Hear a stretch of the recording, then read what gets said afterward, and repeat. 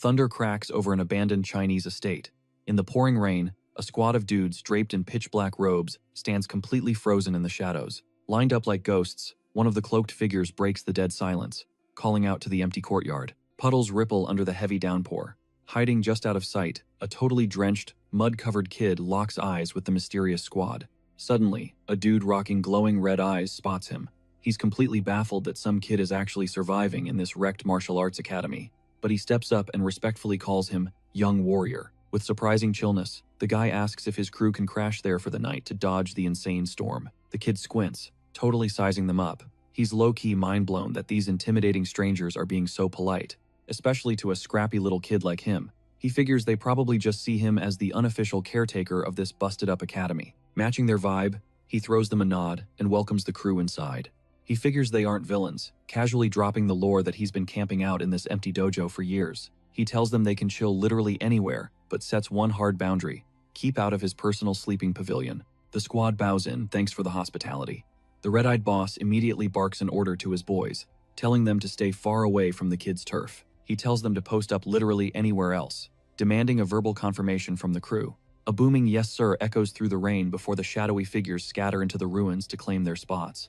As they move, the kid catches a glimpse of the character stitched on their robes, Tang. Wait, are these guys from his own clan? He's dying to know what their deal is, but honestly, he's got bigger fish to fry. He dips back to his own room, minding his own business. The whole heavy, mysterious vibe instantly vanishes the second he steps inside. It's dinner time, and this kid is absolutely hyped. He practically skips over, calling the whole squad to come grab grub. Sitting dead center in the room is a massive clay pot. He pops the lid off with a massive grin, revealing this freaky little brown bug that looks like a mutated cricket. Man, I almost missed dinner time, he mutters.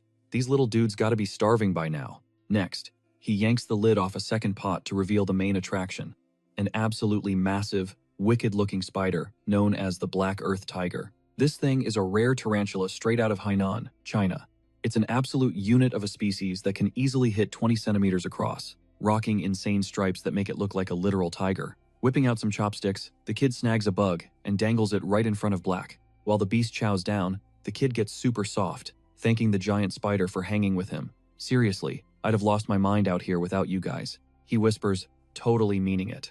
Black absolutely demolishes the snack in seconds, and the kid just beams, loving every second of it. It blows his mind that this terrifying monster used to be the size of his fingernail, but now it's already molted twice. The spider had seriously bulked up. Riding that high, the kid turns around and slides open a wooden drawer. He gently scoops out this wild neon orange lizard, covered in stark white stripes.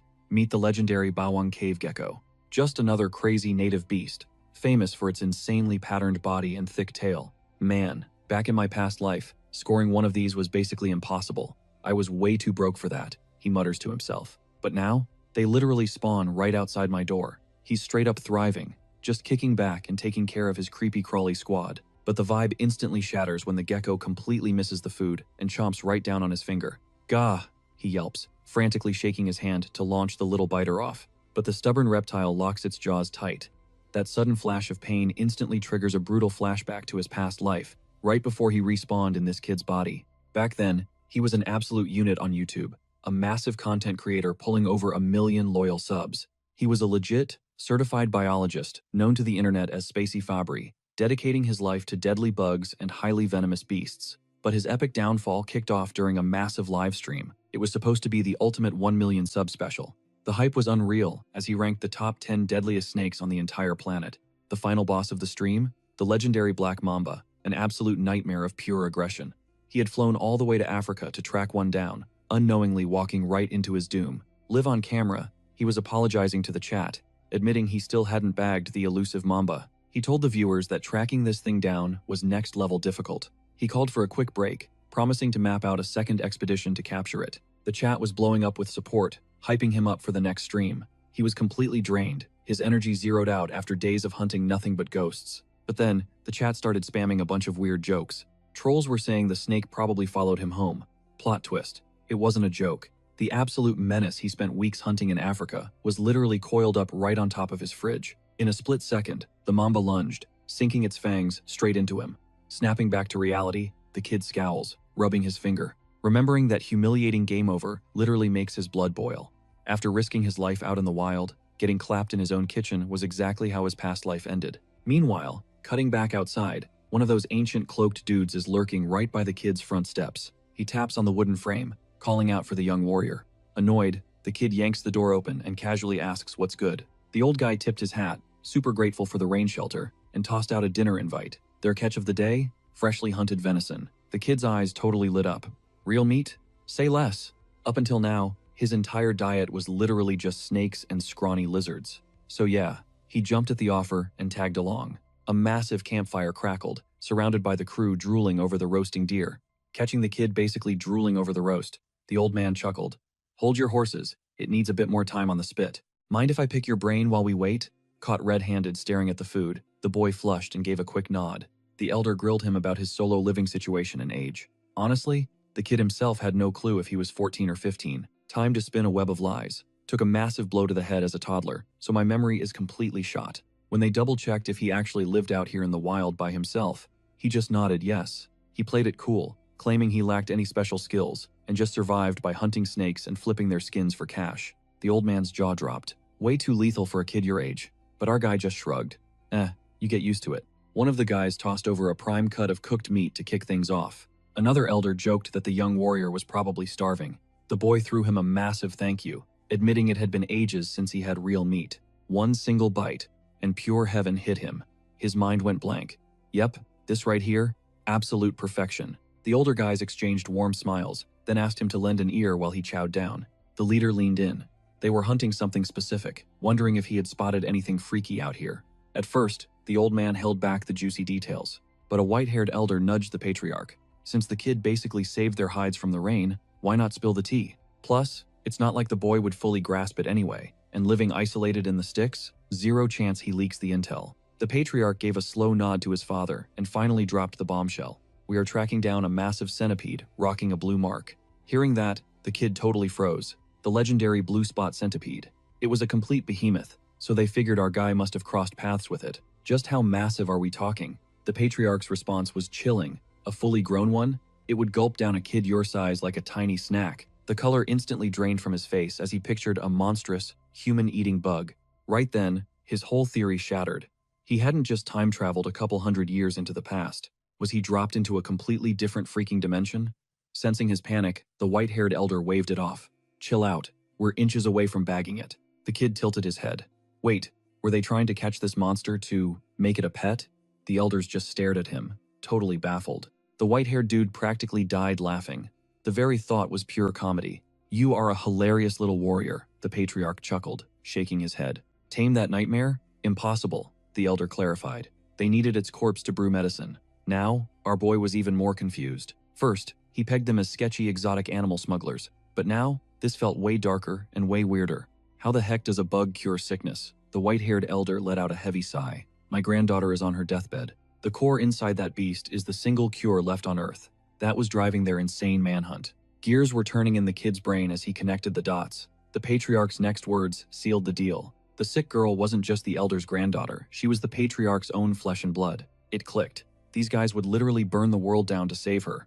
And yeah, bug-based medicine sounded like total cap, but he completely respected the extreme lengths a desperate parent would go. Caught between feeling bad for the dying girl and low-key pitying the bug, plus owing them for the steak, he stepped up to the plate. I might actually know where your monster is hiding, he dropped casually. The crew jolted up, eyes wide. Where? The patriarch demanded, desperation dripping from his voice. Smirking, our boy flexed his inner knowledge. Sure, a snake venom took him out in his past life, but that made him the ultimate undisputed master of anything toxic. Out of 8 million species out there, roughly 20,000 pack a venomous punch, and he had every single one locked in his mental database. Centipedes? Child's play. When it came to lethal critters, he held the entire cheat code in his hands. First up, he interrogated them on their search grid. We swept the north and east sectors around the academy, sticking to daylight hours near the riverbanks, the elder explained. The kid rolled his eyes. No wonder they struck out. Well, duh, of course you missed it, he scoffed. The elder raised a questioning brow. What exactly is that supposed to mean? The kid broke it down like a science professor. Look, centipedes fall under the arthropod phylum, specifically the Chilopoda class, he explained. They run completely cold-blooded, which means they straight up rely on their environment to keep their body temp and moisture in check. Now, unlike your average bugs, that rock, a waterproof outer shell, these guys have porous skin. That makes them super prone to drying out and losing hydration. The elders hung on to every single word.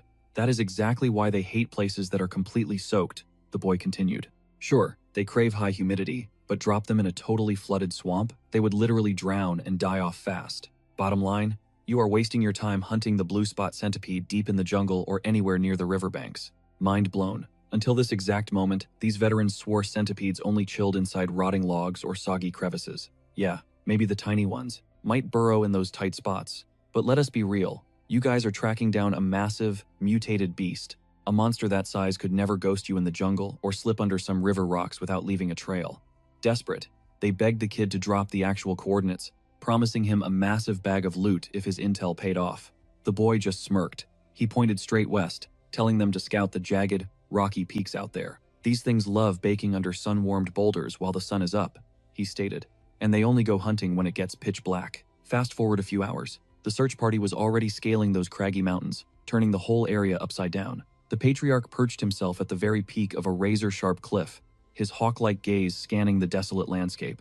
One of his guys scrambled up beside him, whispering that maybe the young prodigy had totally played them. Calling it quits for the day, the patriarch gave the nod. He ordered them to launch the flare arrow to pull the squad back together. As the glowing arrow ripped through the twilight sky, the exhausted crew dragged themselves back to base camp, crowding around a crackling bonfire. They were completely dead on their feet, yet a tiny spark of hope remained that the kid actually knew his stuff. Why was this giant bug pulling a Houdini on them? Nobody knew, but they kept putting their faith in the boy's crazy brain power. The patriarch stayed dead silent. Then, his face twisted with pure agony as he brought up his daughter, Uyan, the undisputed #1 prodigy in the entire history of the Tong clan. He literally questioned if the heavens had cursed her. Suddenly, a scout shouted out, "The Grand Patriarch just touched down." The patriarch quickly stood up to greet him, and the whole crew tightened their circle around the blazing fire. "Did you guys strike out on the beast too?" the older man asked. The patriarch nodded grimly, firing the exact same question right back at him. The Grand Patriarch gave a heavy, depressing nod. "Uyan has 3 months left, tops." His voice dropped into a dark, gravelly tone. "At this rate, there is zero chance we track this thing down in just 10 days. A suffocating, heavy silence instantly choked the group. Breaking the tension, the patriarch proposed they push down south at dawn, since that was the only zone they had not completely swept yet. The older man agreed, offhandedly muttering about the bizarre lack of animal tracks out here. The second those words hit his ears, a massive light bulb went off in the patriarch's head. He burst into wild, echoing laughter, totally roasting himself for being so blind. "I cannot believe I missed the most obvious clue. We are standing right on top of it," he declared, his eyes burning with absolute certainty. The Grand Patriarch gave him a super confused look. "Did you actually spot something?" "Not exactly," the patriarch fired back, "but think about what you just said. 0 tracks." The older man slowly nodded. "Exactly. Have you stepped in any animal droppings, or seen a single claw mark out here in the last 3 days?" Shaking his head, the terrifying reality finally slammed into him. He broke it down for the squad. "Do the math. A mountain range this massive, and it is completely dead? That is totally unnatural." He pieced it together. An absolute apex predator had basically claimed this entire mountain as its personal turf. The Grand Patriarch backed up the theory. Every single beast that used to live up here, they either booked it to the next county or ended up as a midnight snack. Gripping the younger man's shoulder tight, he locked eyes with him. "The blue spot centipede is right under our noses." For the first time in what felt like forever, a massive wave of hype hit the squad. They actually had a shot at saving Uyan. The patriarch's face hardened a brutal mix of pure grief and ultimate dad energy, a guy ready to burn the world down for his kid. But right at that exact second, the entire mountain started vibrating. Everyone instantly drew their weapons as pure panic flooded the camp. Massive, jagged fissures ripped right through the dirt. The ground under their bonfire literally caved in and then violently exploded upward.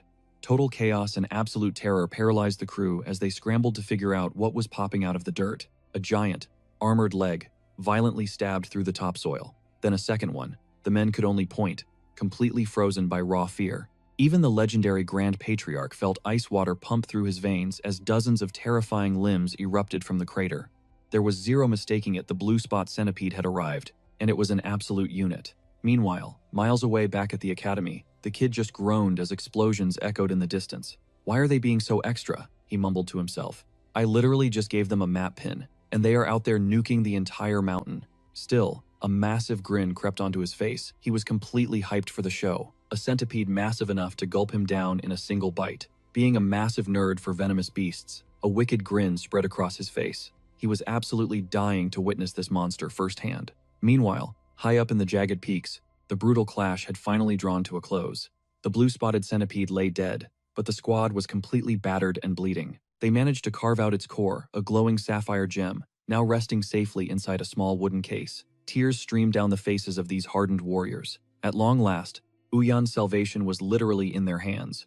The clan head commanded his father to rush the bleeding fighters back to Sichuan for immediate medical care. Blindsided, the Grand Elder questioned the sudden call. The leader locked eyes with him, his voice dead serious. "We write our grudges in blood, but we carve our debts in stone." That was their absolute code of honor. Reality crashed over the Grand Elder. He had been so blinded by the desperate need to pull Uyan from the brink that he completely ignored the bleeding men around him. Bowing his head, he conceded, "You speak the exact truth." They made a vow right then and there to treat the rookie fighter like absolute royalty and hand him a blank check for his bravery. Meanwhile, back at the academy walls, our boy was dealing with a completely different kind of chaos. 3 tiny, neon yellow critters were absolutely swarming him with affection, but these were not exactly normal pets. They were literal baby blue-spotted centipedes. Honestly, they looked like fuzzy little caterpillars, especially as they nuzzled right up against his cheeks. He glanced over at his wooden storage box. Just last night, he had wiped the shells spotless and popped them onto his bedside table. Come sunrise, they had completely busted out. One of the creepy crawlies was literally snoozing dead on top of his hair. He knew they were alive in there, but this hatching speed was totally insane. Staring at the bugs glued to his clothes, he tried to carefully peel them off his shoulders. Huge mistake. They clamped down harder. To them, he was basically daddy. Let us hit rewind for a quick second to last night's madness. The kid had been obsessing over this mutant breed of insect, the kind that could literally use him as a midnight snack. Pushing into the beast's actual territory was his ultimate flex, a pure test of pure guts and grit. Driven by relentless hype, he went hunting for the monster. But after kicking up dirt in frustration, his foot connected with a random bug. He tripped, sending his fire torch crashing into the mud, yet a massive wave of relief washed over him. The 3 precious eggs he had looted were completely unharmed. Thank heavens the heavy storm had passed, or that mud would have ruined the entire haul. Knowing the clock was ticking, he scrambled to his feet. Tucking the fragile loot securely against his belt, he whispered a vow to scrub them down the second he hit home base. Snap back to current reality. Missing out on the giant boss monster sucked, but securing its offspring was a massive win. He begged the squirmy babies for just an inch of personal space. Since these bugs ran on 0 calories until their second molting phase, grocery shopping was not on the to-do list yet. Still, walking around in a living bug suit was getting seriously awkward. Then, a genius light bulb went off. Water. If he took a full plunge, maybe they would naturally detach. Smirking, he headed straight for the bathhouse. The infant bugs had absolutely 0 clue what a shower was, but one of them actually shivered like it knew exactly what was coming. Fast forward a couple of hours, and the Grand Elder rolled up to the campus grounds. Stepping up to the private quarters, he rapped his knuckles against the wood, calling out for the teen badass. Dead silence. After letting the room sit quiet for a beat, he just twisted the handle and let himself in.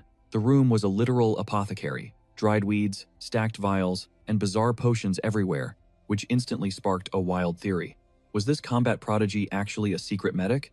Guilt suddenly hit the old man for trespassing, and he pivoted to dip out. But a weird scratching noise completely froze him in his tracks. It echoed from a sealed clay jar. Curiosity winning over manners, he popped the lid off. Boom. A massive arachnid chilling inside. Now totally hooked, he slid open a desk drawer, revealing a slick-scaled gecko.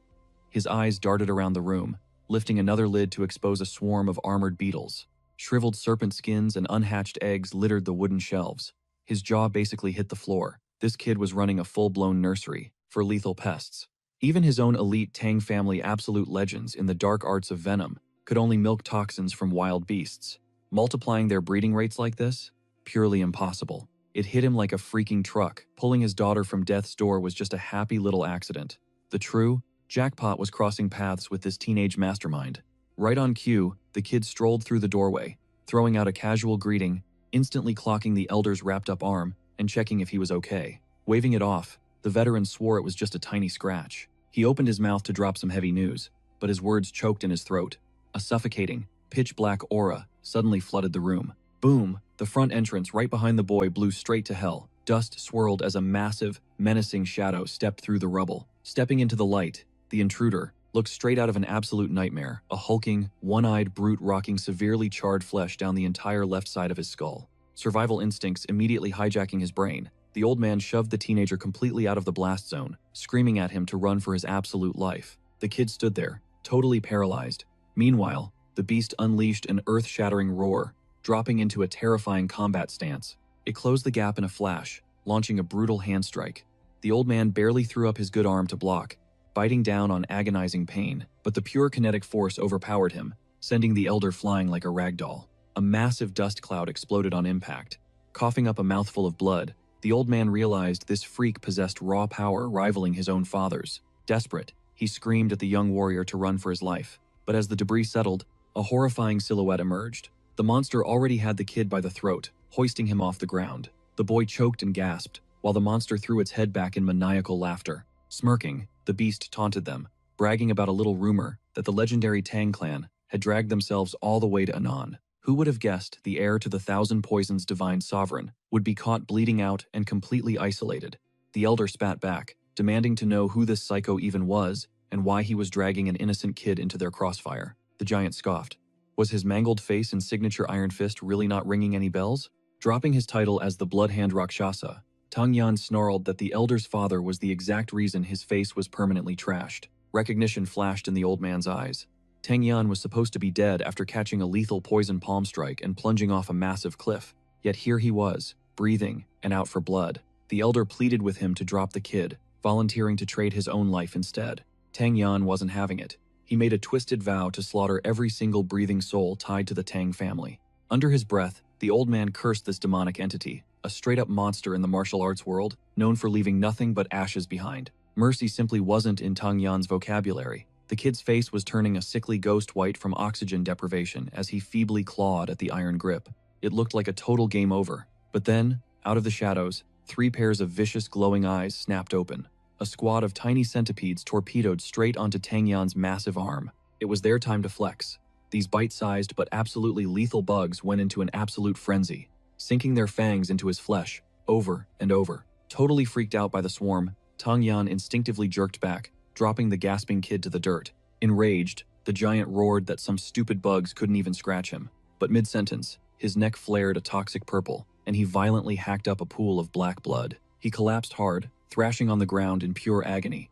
The kid just stared wide-eyed, completely stunned that this absolute unit was suddenly a lifeless corpse. Backing away slowly, he nervously asked the elder if that guy was seriously evil. The old man, still processing the absolute chaos he just witnessed, was totally speechless. His jaw was basically on the floor, but slowly, a massive, knowing grin spread across his face. This kid wasn't just some random bystander. He instantly knew he had to recruit this kid into the Tang clan, no matter what. Fast forward a few days after Tang Yan's spectacular downfall, a heavy sigh broke the silence. Our young hero was playing nurse, gently pressing a cool, damp rag against the resting elder's forehead. The old man mumbled a weak thank you, but the kid just brushed it off, casually suggesting that instead of being grateful, the geezer could finally drop the coordinates on where his squad was hiding out, so he could reunite with them.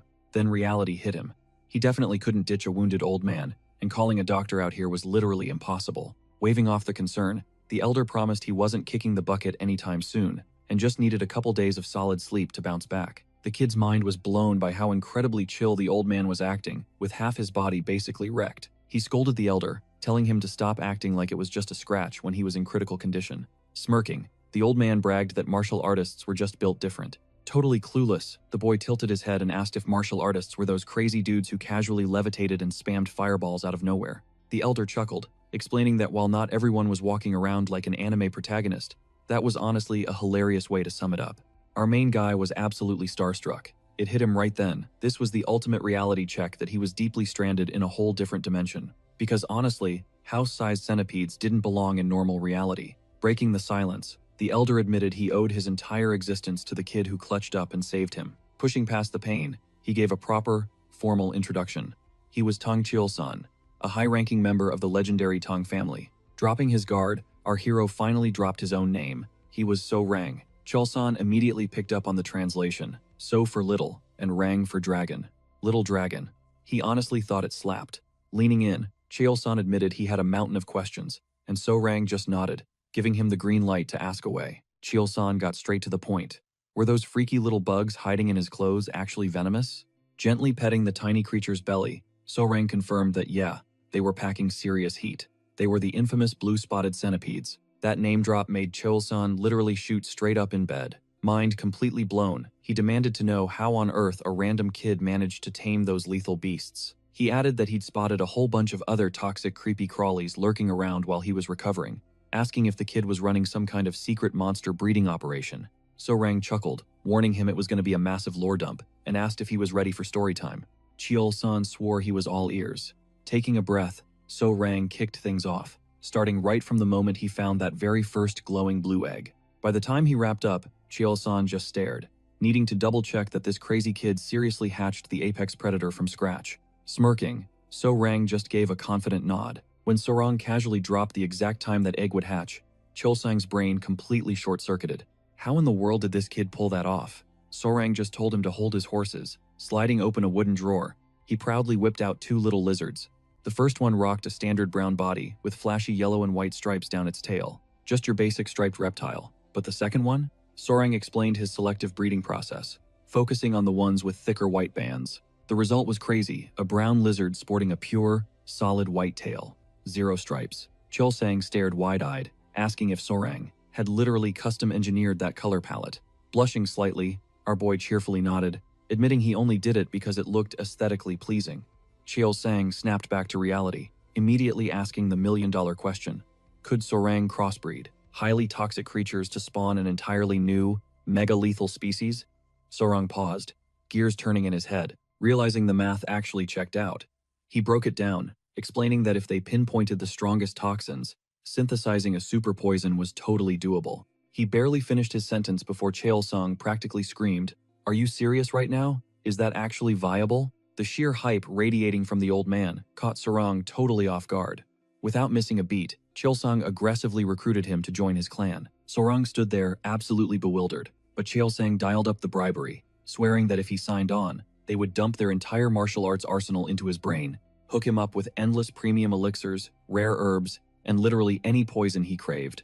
The elder hyped him up, claiming a genius like Sorang could easily tame or breed the top 10 legendary toxic beasts of the Central Plains. And just to sweeten the deal, Cheol-sang leaned in with a smirk, adding, "Not gonna flex, but backing us means you get a shot at meeting one of the Central Plains' 3 most gorgeous girls." Sorang immediately threw his hands up, yelling, "Hold up a second." He demanded the elder repeat his last sentence.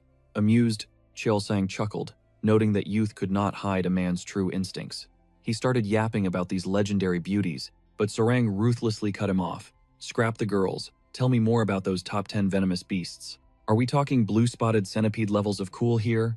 Cheol-sang smirked and promised him, "Absolutely. Sure, your little blue-spotted bug is a powerhouse, but it is basically bottom tier compared to these absolute monsters. We are talking massive scorpions, glowing golden frogs, literally whatever wild stuff you can dream up.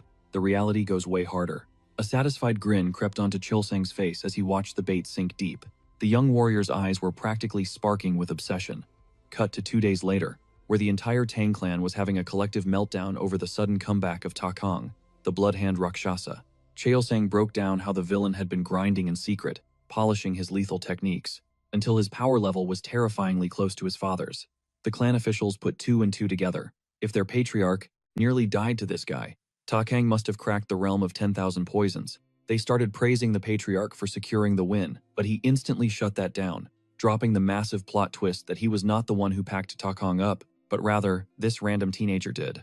The Tang elders were completely floored. One dude immediately lunged forward to aggressively shake Sarang's hand, endlessly thanking him for saving the boss of the Sichuan Tang clan. They even started questioning if Sarang was actually some ancient master, using a hardcore anti-aging technique. Utterly lost, our boy shot Cheol-sang a desperate look. Catching on to the awkward vibe, the patriarch nudged Sarang to drop a live demonstration. The clan elders sensed the flex incoming and locked their eyes on the kid. Sarang gave his chest a light tap, summoning his tiny hit squad. His robes rustled slightly before 3 weirdly cute centipedes slithered out, sending a collective gasp ripping through the room. As the little beasts revealed themselves, the venom experts instantly recognized them and completely stopped breathing. Cheol-sang formally introduced them as blue-spotted centipedes, revealing that these exact miniature bugs were the ones who sent Takong straight to the afterlife. The clan members swarmed him with questions about the toxins, completely mind-blown that a kid successfully tamed even one of them. The patriarch smirked, stating this was exactly why they needed to draft him immediately. However, Sorong pumped the brakes, saying he needed time to process the offer. One elder aggressively hyped up the pitch, calling it the opportunity of a lifetime. Cheol-sang interrupted, declaring they needed to move out before things got messy. Confused, Sorang asked if they were still hunting for loot. The old man paused, his expression turning grim, explaining that Takang practiced the blood hand poison claw, a purely demonic skill that demanded fresh human blood and bone marrow to level up.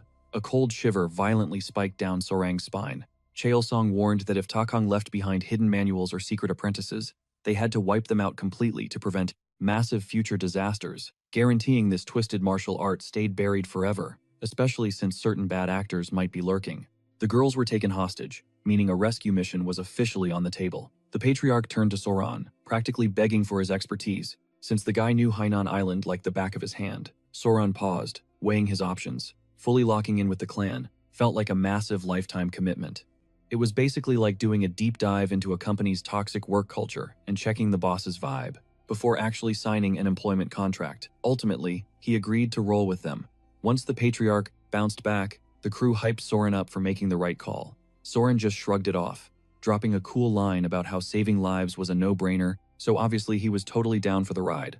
But behind that chill facade, he was secretly scheming, planning to use this whole rescue op to scout out the Tang clan's true power. After all, top tier. Fighters always run a background check on potential allies. It took Cheol-san 3 whole days to heal up. Following that, the squad posted up at a random settlement near the ruined Martial Arts Academy, hoping to pinpoint Takan's hidden base. They started grilling the locals about anyone vanishing into thin air. One elderly guy mentioned that every year, 1 or 2 unlucky souls just evaporated into the deep jungle, but the disappearances were totally random, with zero pattern. Cheol-san rubbed his chin, completely stumped. They tossed a quick thanks to the village head for the intel. The guy bowed respectfully, claiming it was an absolute honor to help out the legendary Tang clan patriarch. The crew dipped out, painfully aware they were still sitting on 0 solid leads. Strolling through the dense woods, Soran pointed out that the settlement felt completely ordinary. Cheol-san chimed in, reminding him that when Ong completely ambushed them out of nowhere, it went down right in this zone, yet hunting down his actual hideout felt utterly impossible. Soran also felt the vibe was off. How were there literally 0 footprints or clues? Suddenly, a massive light bulb went off in his head. Yo, Cheol-san, do you remember the exact words Ong dropped when he pulled up? Cheol-san sheepishly admitted his memory was totally foggy, considering he was busy getting brutally blasted away by the impact of Aang's attack. Soran jogged his memory, stating that Ong explicitly bragged about hearing the Tang clan had touched down in Hainan. That heavily implied a rat had leaked their location. The math was actually super simple. They just needed to retrace the exact route. The Tang clan took through the island. Soran pitched the idea of flashing a sketch of Aang's face around to dig up clues. The rest of the squad stared at him, absolutely mind-blown by his insane big brain energy. If some local snitch spotted the Tang crew and ran straight to Ong, tracking them down would crack the whole case wide open. They immediately hit the road, eventually rolling into this incredibly depressing, gloomy town.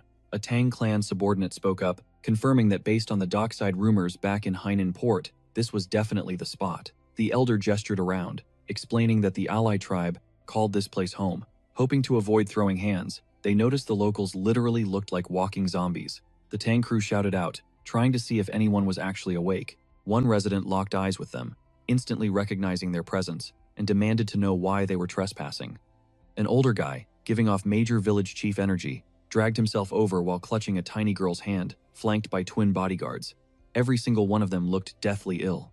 Cheol-san stepped up, dropping a super formal introduction. Soran watched from the sidelines, his eyes locked on the kid who looked like she could pass out any second. Suddenly, the pieces clicked. He scanned the surrounding crowd, noticing their vacant, hollowed-out faces, almost like they were massively drugged out of their minds. The chief heavily doubled down, swearing that 0 people had gone missing, and absolutely nothing weird was going down. He aggressively tried to shoo them away, but the Tang elder caught a massive red flag and called it out, pointing out that the math was not mathing. There were way too many empty houses for this tiny crowd. The chief violently cut him off, sweating bullets while insisting they were just imagining things. For the second time, he practically begged the squad to pack up and leave. Cheol-san and Soran shot each other a bewildered look. Cheol-san leaned in, whispering to Soran that this was super messed up, considering the ally were historically known for being incredibly chill and welcoming. Soran stayed dead silent, his gut screaming that this place was hiding a dark secret. Out of nowhere, the little girl's eyes rolled back, and she collapsed hard. The entire squad froze in shock. The chief frantically scooped her into his arms, tears absolutely streaming down his rough face. "Malin, please stay with me," he wailed, his voice cracking with pure desperation. "You are literally all I have left." The raw agony in his scream hit deep. He was visibly shattering at the thought of losing her to this sickness. Cheol-san immediately closed the distance, offering up whatever basic medical skills he had in his arsenal. "Let me step in and check her out." The chief flinched, deeply suspicious. "Are you using Central Plains medicine?" he demanded, his guard way up. Cheol-san nodded firmly. "Look, I am not a full-blown doctor, but I know my way around a pulse. Just let me run a quick diagnostic." The exhausted leader finally cracked and gave him the green light. Taking a shaky breath, he spilled the horrifying truth.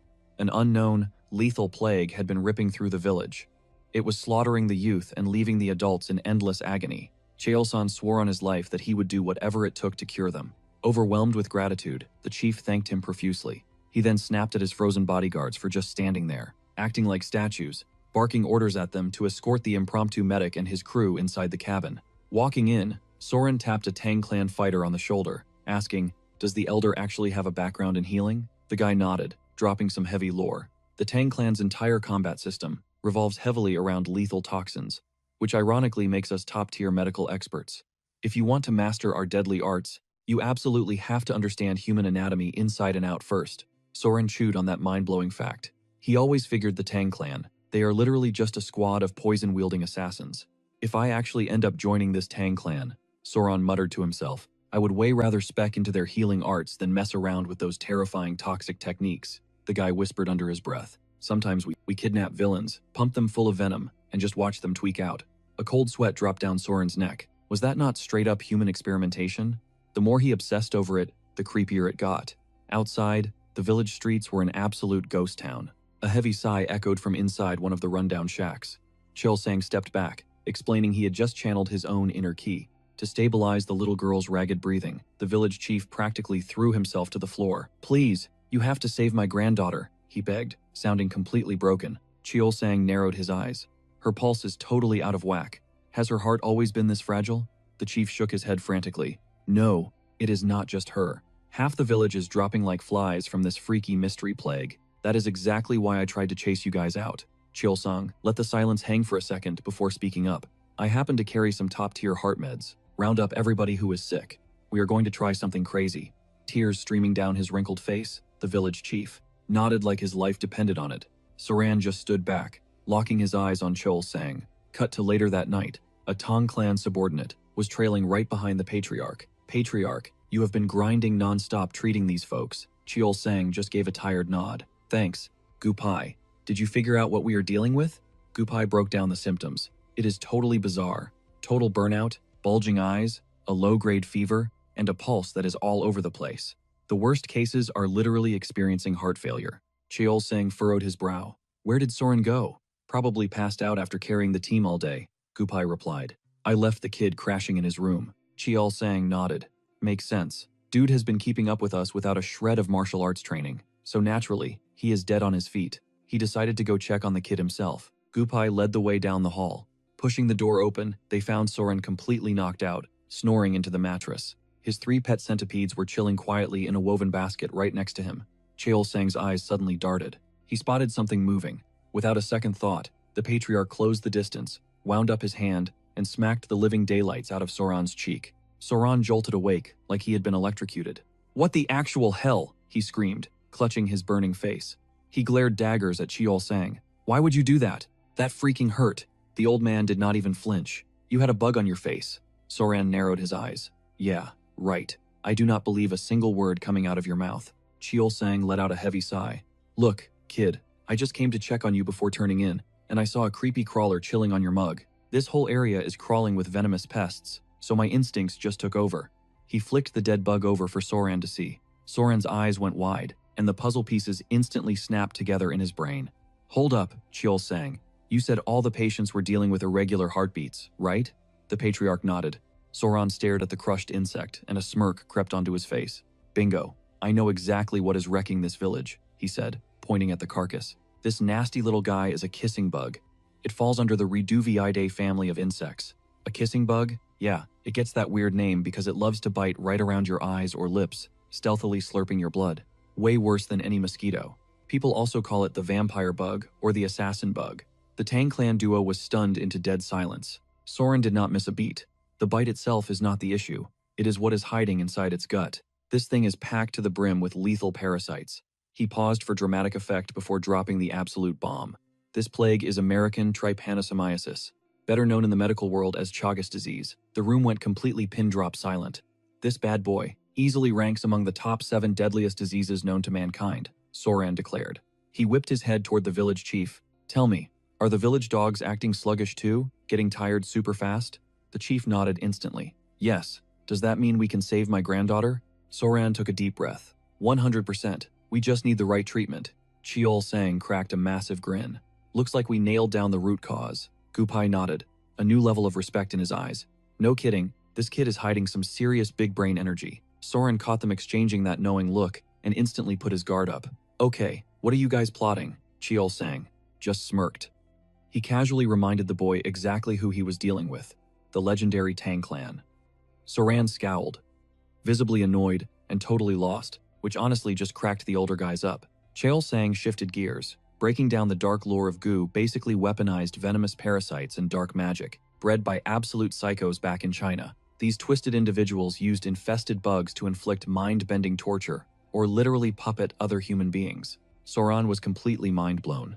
Cheol Sang nodded grimly, pointing out that countless martial arts masters had been brutally taken out by goo or brainwashed into committing unspeakable crimes, like slaughtering their own flesh and blood, or becoming mindless attack dogs for these evil overlords. Because of that nightmare, martial artists everywhere had been hunting, desperately for an ultimate counter-poison. Cheol Sang revealed they were talking about legendary cures that could violently purge the goo, straight out of a victim's system, or just melt the parasite from the inside out. It finally clicked for Soran. Then, Cheol Sang hit him with a question. Who on earth could possibly pull off crafting a god-tier cure like that? Without missing a beat, the patriarch proudly flexed that, obviously, it was the mighty Tang clan. He confidently declared they possessed an elixir so potent it could dissolve a worm the size of a grown man's fist. A tiny bug chilling inside a human body? Barely a threat. He then whipped out the curse-dissolving orb, pointing out that even a single drop of this miracle cure would absolutely get the job done. Sorong hyped it up on the outside, but internally, he was totally side-eyeing the dramatic name for what was basically just a superpowered dewormer. The Tong clan locked eyes with the village chief, swearing they'd pull his granddaughter back from the brink. And just like that, the villagers actually started bouncing back, with the chief's granddaughter leading the charge. A massive wave of relief washed over the old man. The whole village immediately rolled out the red carpet, treating the crew like absolute royalty. Their incredibly wholesome, upbeat vibes proved all the good rumors about them right. Cholsong didn't hesitate to admit they'd be completely cooked without Sorang stepping up, since he was the mastermind who figured out what was actually making everyone sick. He made sure the crowd knew Sorang was the real MVP. The locals totally hyped him up as their literal savior, showering him with endless praise. Sure, the Tang family's secret stash was what physically cured them, but Chiolsang gladly handed Sorang all the spotlight. Seeing the kid get so much love honestly melted the tough guy's heart, making him feel like they were cheering for him instead. The overwhelming gratitude hit Sorang right in the feels, especially when the crowd started tossing him into the air, like he just won a championship game. Once things cooled down, the village chief pulled Cheolsong aside, bringing up their hushed chat from back when they first entered the town. Cheolsong raised an eyebrow, and the chief finally spilled the tea about the missing locals, his memory suddenly clicking. Cheolsang demanded all the details. Desperate to return the massive favor, the old man dropped a deeply unsettling story he'd picked up from a local woman. She originally hailed from a neighboring settlement and had warned him about a terrifying tragedy that struck years ago, leaving several people vanished without a trace. It sounded like they finally stumbled onto a solid lead. Cheolsang demanded the exact coordinates, and the chief pointed dead west. The second they arrived, the foul stench of rotting flesh violently assaulted their noses. Bingo, they hit the jackpot. Cheolsang scanned the horrific wasteland. Rotting corpses, trash, and crawling bugs littered the dirt, while a toxic haze practically choked the air. Gupe frantically warned Sorang to look away from the absolute bloodbath, but the kid's eyes were already glued to the carnage. One of the guys jokingly pointed at something bizarre, a random golden chicken leg, but he was dead wrong. It was actually a mythical bird chilling in the ruins. This thing was rocking a vibrant golden tail and a crazy neon blend of purple, pink, and black feathers, giving it this insanely majestic, otherworldly aura. Disgusted that this flashy bird was literally disrespecting the dead, one of the hot-headed grunts scooped up a rock to chuck at it. Chulsang lunged to stop him, but the rock was already airborne. It completely missed the target, but definitely succeeded in pissing off the creature. The guy was raging, but Chulsang slammed a heavy hand on his shoulder, his instinct screaming that they just messed with the wrong beast. The bird violently snapped its wings open, unleashing a thick, neon cloud of toxic mist. Sarang's jaw dropped as he watched the deadly gas literally melt the solid bones on the ground. Someone immediately clamped a hand over his mouth to shield him, while Chulsang screamed at the squad to run for their lives. Yanking Sorang to safety while covering his face, Chulsang revealed they were dealing with a Gino, the legendary poisonous feather bird. After sprinting to a safe zone, the panicked squad huddled around their leader. Chulsang broke down exactly what they were up against. He described a massive 5-foot wingspan, a razor-sharp bronze beak, and a torso packed with lethal purple plumage. The moment it flexed those wings in anger, the sheer toxicity of its presence would blacken and instantly slaughter everything breathing in its zip code. With a natural gold crown resting on its head, the beast looked like absolute royalty. Chulsang deadpanned that this was unmistakably a Gino. Sarang's eyes practically lit up like fireworks, eagerly asking if this was actually one of the 10 great poisonous creatures. Chulsang gave a grim nod, casually dropping that the Gino wasn't just on the list, it was at the absolute top, literally reigning as the king of poison. Sarang was buzzing with pure adrenaline. In his head, even the deadliest snakes and scorpions back on Earth looked like harmless pets next to this monster. He was absolutely mind-blown that walking, breathing biochemical weapons just freely roamed this fantasy world. Chulsang pointed out that the Gino was likely camping out here because the area was swarming with venomous snakes. Legend had it that this insane apex predator strictly snacked on the heads of venomous serpents. Sarang asked if running into one was a normal Tuesday. Chulsang scoffed, it was insanely rare. Like, maybe catch a glimpse of one once a century kind of rare. Sarang was utterly starstruck, making Chulsang highly suspicious of why the kid was getting so hyped. Then Sarang dropped a bomb, asking if they could actually capture it, completely short-circuiting the Tang clan members' brains. Chulsang let out a wild laugh, asking if the kid seriously had a death wish.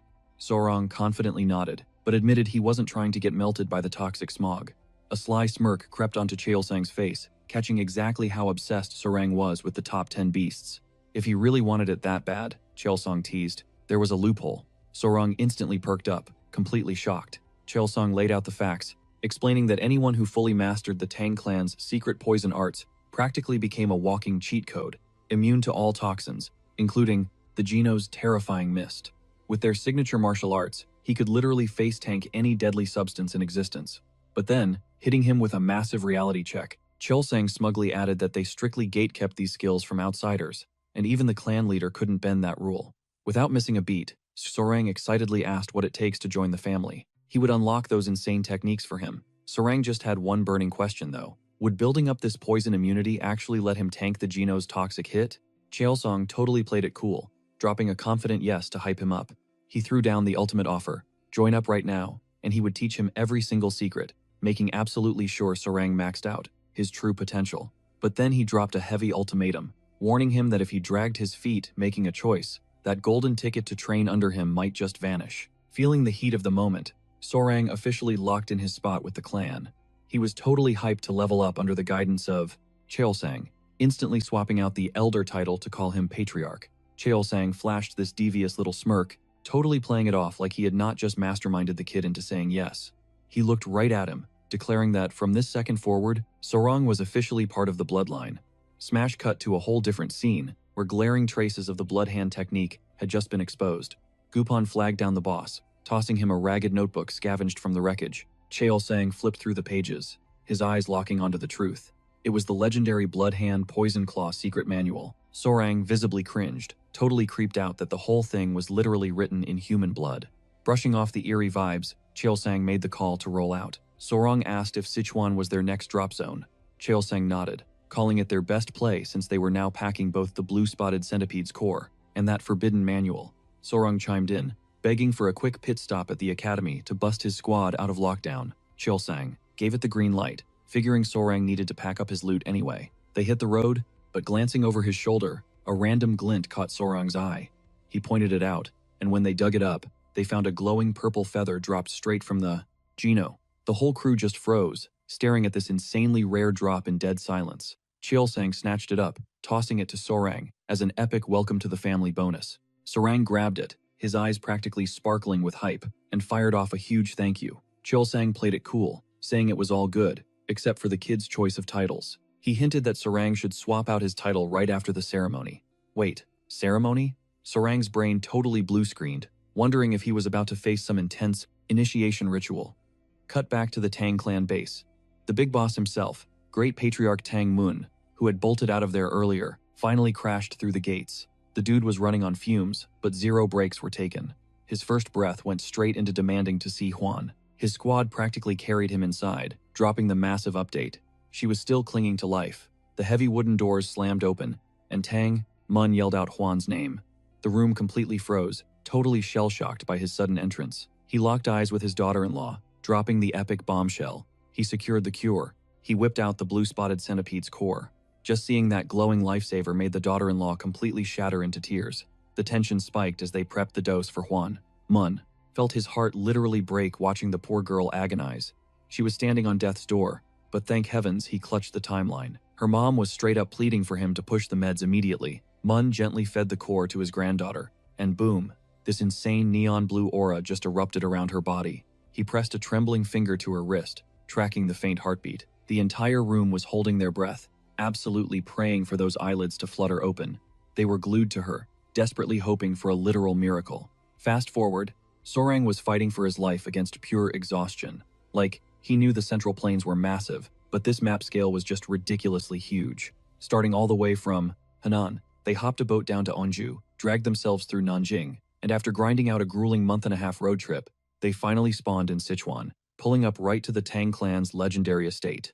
Gupan, practically vibrating with massive hype, flexed to Sorang that they had officially hit the Tang family turf. Sorang's jaw literally unhinged, totally stunned by the absolute flex of their massive front gates. They casually dropped that the Tangs literally owned the entire mountain, hence the badass name, Tang Clan Mountain. Sorang gulped hard, his brain short-circuiting at that insane level of wealth. The entire Tang roster flooded out to welcome their patriarch back home. Sorang was completely shook, because the sheer headcount of their members was off the charts. He couldn't even fathom that every single one of these people was actually blood-tied to the Tangs. Suddenly, a girl rocking a stunning red outfit just dashed through the dense mob. She screamed out for her dad, absolutely bawling her eyes out. It was Huan. The pure, wholesome joy radiating off her was totally undeniable. And off to the side, Sorang was literally starstruck.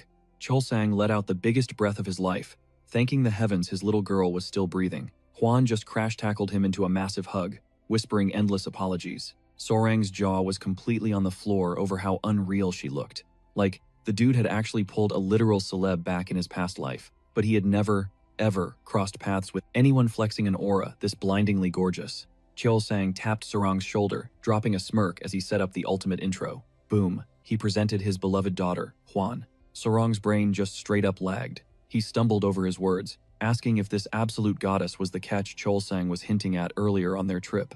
Flashback to Sorang totally trash-talking some random weeds and flowers, which perfectly teed up Chulsang's legendary flower metaphor. Hearing this, Huan instantly turned beet red. Chulsang grinned, casually dropping the nuke that this stunning girl standing right there was the exact flower Sorang had been totally disrespecting. Sorang's soul literally left his body. A massive tidal wave of pure cringe washed over him as his epic screw-up finally registered. He literally never, ever imagined that he had just totally fumbled the bag on scoring such a top-tier match.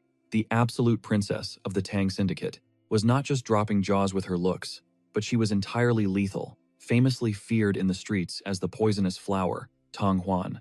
Ever since she was a little kid, Huan had been lugging around this massive, dark emotional baggage. Back in the day, she caught the Boomer Elders absolutely roasting her potential. They totally trashed her combat stats, but they did admit her visuals were peak, hyping her up as one of the clan's legendary top 3 beauties. They even started scheming up an arranged marriage to ship her off to some high-tier groom. One of the old geezers even. The elder dropped a massive bombshell take a second wife, but the patriarch, he completely shut it down, leaving the old man absolutely speechless. Eavesdropping on that intense exchange, Huan finally realized her parents had been right all along. She desperately needed to flex her worth to the clan elders by dominating the martial arts scene.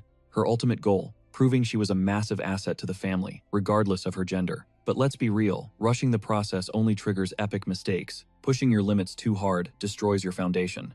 Her reckless ambition literally spawned an inner demon, triggering a catastrophic chi deviation. that completely derailed her training.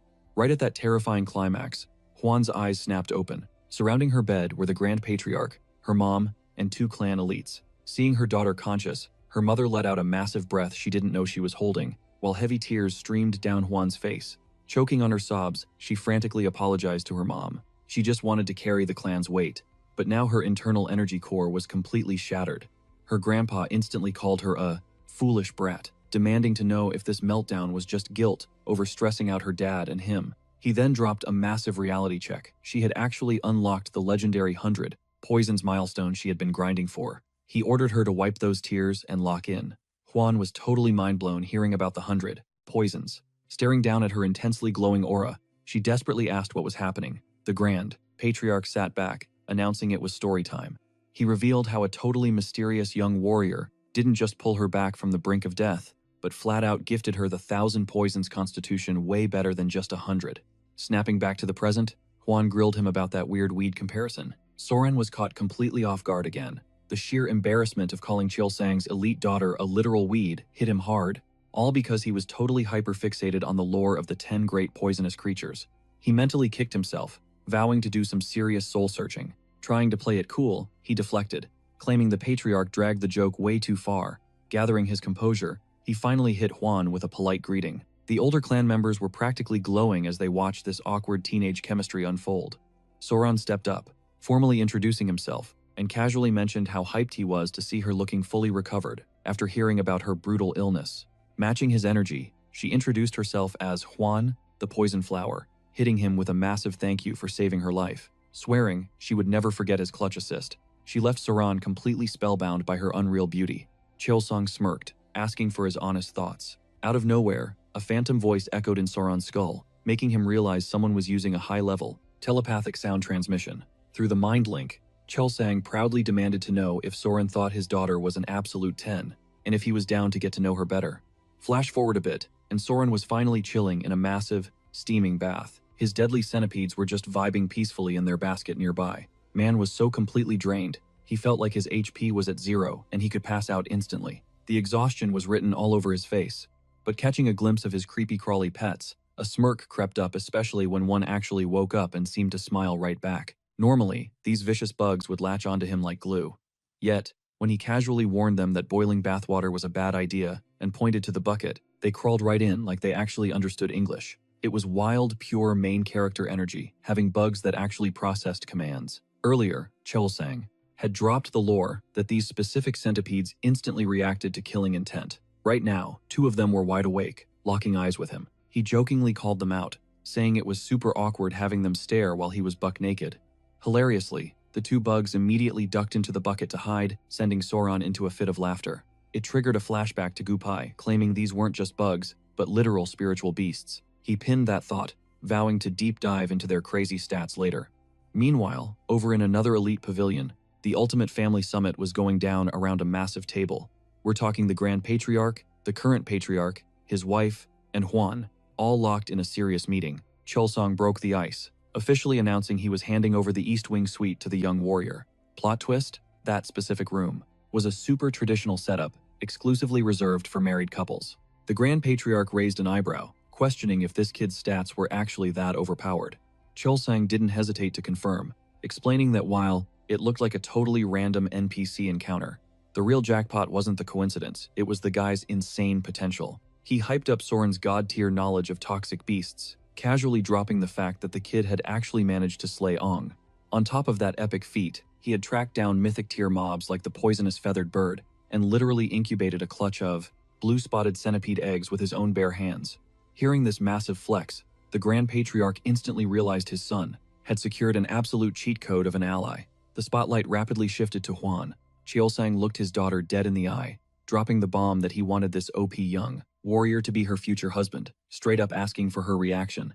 Hwan's brain went into overdrive, processing the sheer weight of that proposal. The reality hit her like a truck, and she went dead silent. Armed with the ridiculously rare 1,000 poisons constitution, she was burning with the need to prove she was the ultimate asset to her bloodline. Breaking the silence, she told her dad she completely understood the assignment as a true member of the Tang clan, but if this guy wanted to claim her hand, she was going to test his worthiness herself. With that savage mic drop, she bolted straight out of the room, leaving Cheol-sung drowning in a sea of pure awkwardness. Our boy Saran better watch his back because, gorgeous or not, this girl was basically a walking hazard. She was packing some serious emotional thorns too. Hwan bolted out of there, completely crushed, now that she'd actually unlocked the body of 1,000 poisons. Giving up meant the elders would write her off forever. She made a hard call. It was time to put this young warrior under a microscope, analyzing everything from his combat chops to his actual vibe. Cut to Soran, totally stressing over his next move. Figuring she was probably holding a massive grudge, he turned to his literal centipede kids for some life advice. Out of nowhere, Hwan pulled up looking absolutely breathtaking, totally catching him off guard. She dropped an apology and straight up asked for his hand. Cue the maximum awkwardness, he gave it to her like a golden retriever offering a paw, his face burning up. He stammered out that he didn't know why she was rushing things, saying couples usually take it slow and get to know each other first. He kept rambling about how there are actual steps to romance. Hwan just stared at him, totally clueless about what he was getting at. When the light bulb finally clicked, her face went straight up crimson. Panicking, she scrambled to shut him down, yelling that he had it all wrong. The cringe hit Soran like a truck as reality sank in. The silence that followed was physically painful. Hwan aggressively clarified that she wasn't hitting on him, she literally just needed to check his pulse. She figured her coming on too strong completely threw him off. Soran just wanted the ground to swallow him whole. Sitting down beside him, she tried to smooth things over, apologizing for jump-scaring him and acting so unhinged. She pointed out that even though he was just a kid and not even legal age yet, he actually had a really solid head on his shoulders. So, she spilled the tea. As Hwan laid out her backstory, Soran tuned in completely. The whole thing sounded straight out of a medieval soap opera. Being the sole direct heir meant Hwan was constantly dodging the toxic scheming of the side branches who were obsessed with securing the bloodline. The elders were basically plotting to auction her off to a top-tier husband. They were even crunching the numbers on how sore. Hwan gave him a quick heads up, apologizing because she needed to run a little test on him. She made it crystal clear, no matter what she found, she had zero intentions of crossing him. He was literally her lifesaver, and she planned to treat him like absolute royalty or a sworn blood brother. Saran didn't even flinch. He just held out his arm, totally cool with letting her confirm whatever she needed to know. Locking eyes with him, Hwan grabbed his wrist and pressed her fingertips right against his pulse. Suddenly, this intense blue aura flared up around her as she started dropping some heavy lore. She explained that the martial arts of the Tang clan aren't just something any random guy can pick up. You literally have to turn your body into a living sponge for deadly toxins. And while some warriors are built for it, others just crash and burn. That's exactly why these toxic arts demanded an insane, gradual adaptation process to the poison as your internal energy leveled up. Only the absolute freaks who could handle the whole package would actually hit peak mastery. It's a whole leveling system. You start at 5 poisons, then grind your way up to 10, 100, 1,000, and finally cap out at an insane 10,000. The good news? Soran's physical vessel was actually wired to learn these deadly arts. The catch? He was currently hard stuck at the 10 poison tier. Basically, his system would completely shut down if he absorbed more than 10 different toxins. But honestly, rocking a 10 poison body as an outsider with 0 Tang clan blood was still an absolute flex. Hearing this, Soran's jaw practically hit the floor. Hwan kept breaking it down, hyping him up by saying this tier automatically made him a top-class martial artist, which was literally the absolute ceiling for anyone without god-tier genetics. Having said her piece, she stood up, dropped a goodbye, and bounced, leaving Soran completely lost in his own head. This whole 10 poison limit thing was heavily messing with his vibe. All the color drained from his face when it hit him. This soft cap might permanently lock him out of reaching the ultimate poison genesis. Yeah, this was a massive red flag for his future. Fast forward a few hours, and someone stepped out of a steamy bath. It was Hwan, looking absolutely breathtaking. But she couldn't shake this one weird detail. Ever since she absorbed the inner core of that blue-spotted centipede, her skin kept giving off this seriously bizarre scent. Even after scrubbing herself down multiple times a day, as she slipped into her clothes, she seriously started questioning if this lingering smell was straight-up karma for acting shady toward the guy who literally saved her life. Cut back to Soran, who was completely knocked out. Deep in his sleep, a mysterious voice echoed in his dreams, dropping a massive thank you for his pure kindness. Boom, it was Hwan. Staring in absolute disbelief, he asked if he was trapped in some crazy fever dream. Hwan just smirked, admitting it totally felt like a hallucination. But this was dead serious reality. She quickly dropped the lore behind her familiar face. She had actually hijacked the physical form of the girl who swallowed her inner core, a clever little trick to keep him from completely freaking out. Then she dropped the ultimate bombshell. Stepping into the light, she proudly announced herself as the literal mother of every single monster creeping around them. The blue-spotted centipede, Soren's brain just could not process it. Out of nowhere, 3 tiny girls walked right up to him. He figured they had to be her kids. He demanded to know how she was hijacking his dream space. She dropped a heavy truth bomb. She got brutally slaughtered, with zero mercy, leaving her helpless babies behind. Her pure, unfiltered rage literally pierced the heavens, anchoring her soul right inside her inner core. She confessed that while she was busy cursing the living daylights out of the girl who swallowed her core, a wild loophole popped up, a chance to finally settle the score, which dragged her straight into his subconscious. The only reason this crazy mind link even worked, he had been carrying her entire brood around this whole time. The realization hit Soren like a freight train. He was totally tangled up in this monster's tragic death without even realizing it. Zero planning on his part, but fate had basically tied them together. He locked eyes with the giant mother, and she hit him with one final, desperate request. Soren did not even blink. He gave his absolute word, whatever she needed. Consider it done. The mission? Babysit her little creepers until they reached full adulthood. Soren's jaw dropped.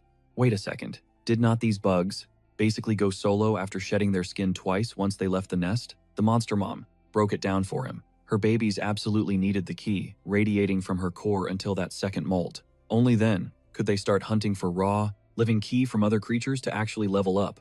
Soren raised an eyebrow. Wait, did that mean these little guys had to stick to Juan like glue, since she literally ate the core? The phantom beast laid out the cold, hard facts. She had slapped a nasty hex right onto Juan. It made her body reek of this toxic stench, basically acting as the ultimate guy repellent and completely ruining any chance of her starting a family. But there was a catch. She would break the curse instantly, provided Juan let the babies drain the key from that trapped core. Plus, she dropped a massive hint. This was a total win for Soren. Sticking close to the toxic beauty was the ultimate cheat code to snatching her heart. Soren chewed on that for a second, then just cracked a smile. Nah, that was not his style. Manipulating a girl while she was down in the dumps? Hard pass. The monster mom was genuinely stunned by his absolute Chad energy. So, what exactly was his grand master plan to fix this entire mess? She hit him with a harsh reality check. Juan only chased top-tier fighters, and a regular spirit could not exactly hand over a supreme toxic beast core. Ding! A light bulb went off in Soren's head. He looked straight at the beast and told her to just trust the process, swearing up and down he would handle business. Cut to the very next morning. Soren and Juan were chilling side by side. Juan had already pieced the puzzle together. Her awful body scent was completely linked to that cursed blue core. Soren backed up her theory, dropping the ultimate solution.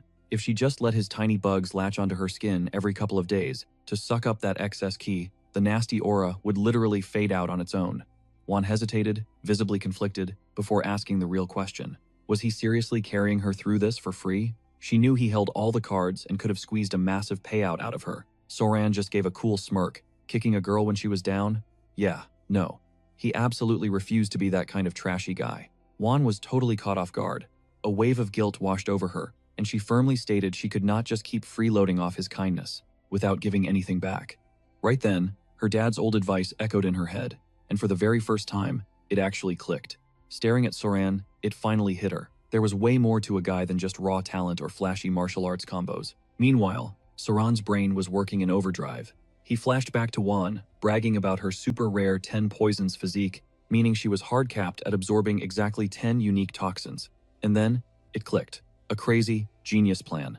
If she only had 10 slots in her inventory, they needed to be filled with the absolute rarest drops from the top 10, deadliest beasts in the Central Plains. Juan's eyes went wide at the sheer audacity. She totally misunderstood, thinking Soren's insane drive to level up was all for her sake. Her face instantly turned beet red. For Tong Wan, literally one of Murim's top 3 beauties and the iconic poison flower, nobody had ever flexed this hard just to impress her. Super flustered, she stuttered, asking if he even grasped the massive weight of what he was actually implying. Soren, looking completely clueless, just casually shook his head. Nope, Juan broke it down for him. This questline he just picked was absolute hell mode. We were talking a 10, 20-year grind, maybe even a whole lifetime. Soren's expression instantly dropped, the dread setting in as he started questioning if it was seriously going to take that insanely long. Juan, her cheeks still burning red, pointed out he was only 15. Fast forward 3 years, when he officially became an adult and hit the marriage market. If he somehow managed to solo even one of those legendary toxic bosses, she would be genuinely floored by his skills. She shyly dropped the ultimate hint. If he actually pulled it off, there might just be wedding bells in their future. After dropping that massive nuke, the panic set in, and she literally sprinted away. Soren, completely baffled, shouted her name. She hit the brakes, glancing back to see if he had some romantic comeback. Nah, Soran just casually suggested she stick around for a few more hours to finish her poison treatment. Mortified, Juan slowly dragged her feet back. He told her to just chill out, promising the tiny bugs were not going to take a chunk out of her. Then, he gathered his creepy little squad and gave the ultimate command, go hang out with their new host mom. Hearing her dad use those kinds of words, Juan's face basically turns into a tomato, and she instantly calls him out for it. Soran immediately waves his hands, scrambling to explain that the situation is definitely not what it looks like. Cut to the dining room. Chiol-sang, his wife, and Muang are having a serious sit-down. They are trying to figure out how this ridiculously overpowered young warrior still hasn't managed to win Juan over. Muang spills the tea, mentioning he caught them together that morning and totally sensed a spark between them. But Juan's mom shuts that theory down, guessing her daughter actually gave Soran the cold shoulder. The guys chew on this for a second. Muang drops some wisdom, saying forced marriages always crash and burn. He insists they need to let the romance slow burn naturally. Taking the cue, Juan's mom pitches a genius idea. Why not make Juan his personal martial arts master? Forced proximity means they'd spend way more time together and build an unbreakable bond. Chiol-sang is completely on board. Then Muang takes it a step further, plotting to hit up the elder healer. He wants to score the legendary marrow and essence purifying elixir. If the kid's base stats are trash, this potion could totally carry his build. Chiol-sang's jaw drops. He hits the brakes hard, reminding them that not even Juan got her hands on that top-tier loot. They definitely shouldn't be inhaling that much copium. Muang nods, realizing he got a bit carried away. Speak of the devil, Juan suddenly announces herself at the door. Chiol-sang asks his daughter what brings her around at this hour, waving her inside. Juan freezes, her cheeks instantly flaring red when she realizes she just walked into a full family summit. She nervously clears her throat. Still blushing hard, she blurts out that she's down to do exactly what her dad suggested. Chiol-sang just blinks, completely, utterly lost. Her mom pats the seat next to her, hitting her with that gentle, knowing smile. She softly asks if the young warrior finally caught her eye. Juan turns into a stuttering mess, struggling to form a coherent sentence. Chiol-sang is leaning in now, dying to know what triggered this absolute 180-degree personality flip. Taking a deep breath, Juan finally spills. She reveals Soran literally swore to become the absolute strongest in the world, just for her. Now her dad is super invested, practically begging for the lore drop. Juan breaks down Soran's crazy situation. Despite having absolute garbage, innate talent, basically capped at the 10 poisons tier, the kid vowed to shatter his limits. He swore to hunt down and completely obliterate the 10 great venomous beasts in her name. Muang chuckles at the sheer audacity. Chiol-sang is totally blown away. Muang starts laughing out loud, fully respecting the young guy's massive main character energy. Juan's mom is basically swooning. Finding a guy with that kind of insane dedication is crazy rare. Juan admits she's totally into it, but she set a hardcore challenge. She told Soran she'd only put a ring on it if he bags one of those legendary venomous beasts before he becomes an adult. Now she's overthinking, wondering if her tsundere act was too vague. Her dad cracks a joke, saying she went way too easy on him. He claims she should have demanded at least 3 beast heads. Mom rolls her eyes, reminding them that teenage boys are practically blind to subtle hints. Juan panics a bit, asking if she needs to go spell it out for him. Her mom immediately shoots that idea down. She explains the master plan. If Soran stays clueless about them already approving him, he'll just keep grinding like a madman. Muang smirks, agreeing they should totally treat him like a future son-in-law behind the scenes, while keeping up a strict boss-level front. All that blood, sweat, and tears would officially lock him in as family soon enough. Meanwhile, cut back to the centipede mother. She's hyping Soran up for successfully rizzing Juan. Soran plays it cool, claiming it's all just pure grind and willpower. She flashes him a warm, grateful smile. Calling him her savior, she drops the heavy news that this is her final goodbye. Her dark karma is completely cleansed, and her soul is ready to log out of this world. But before she ascends, she offers to grant him one ultimate wish. Soran rubs his chin, thinking hard. Suddenly, he asks to see her true form. The centipede mother instantly gets flustered. She totally misreads the vibe, figuring it's a fair request. Assuming this teenage boy is just down bad, she nervously bares her shoulder and actually starts undressing. Soran goes wide-eyed, screaming inside as he asks if she seriously needs to strip. Now she's glowing bright red. Mortified, she stammers, asking if he wants her to stop. Soran is waving his hands. He frantically waved his hands, clarifying that was totally not what he meant. Off to the side, her adorable little babies literally face-palmed, covering their tiny eyes in pure secondhand embarrassment. He finally spelled it out. All he actually wanted was to witness the legendary true form of a blue-spotted centipede in the flesh. Realizing her massive mix-up, The mama centipede absolutely died inside from the cringe. Suddenly, a thick cloud of mystical smoke swallowed the entire clearing, and as the mist faded, her jaw-dropping monster form was finally unleashed. Soran literally stopped breathing, totally mesmerized by the epic reveal. Seeing her raw, untamed state had him completely hyped, and her colossal size was just mind-blowing. Bursting with total fanboy energy, he desperately asked if he could touch her armor, but he did not even wait for a yes before diving right in. He obsessively inspected her insane, waterproof exoskeleton, immediately spamming her with questions about her toxic venom stats, her razor-sharp legs, her antennas, and those terrifying fangs. She straight up warned him those things were lethal, but he just had to pet them anyway. The centipede mom was low-key stressing, wondering if her babies were actually safe around this guy. The way he handled them? Total menace energy, not normal at all. It was wild and kinda hilarious seeing Soran literally drooling over these creepy crawlies like they were cute puppies.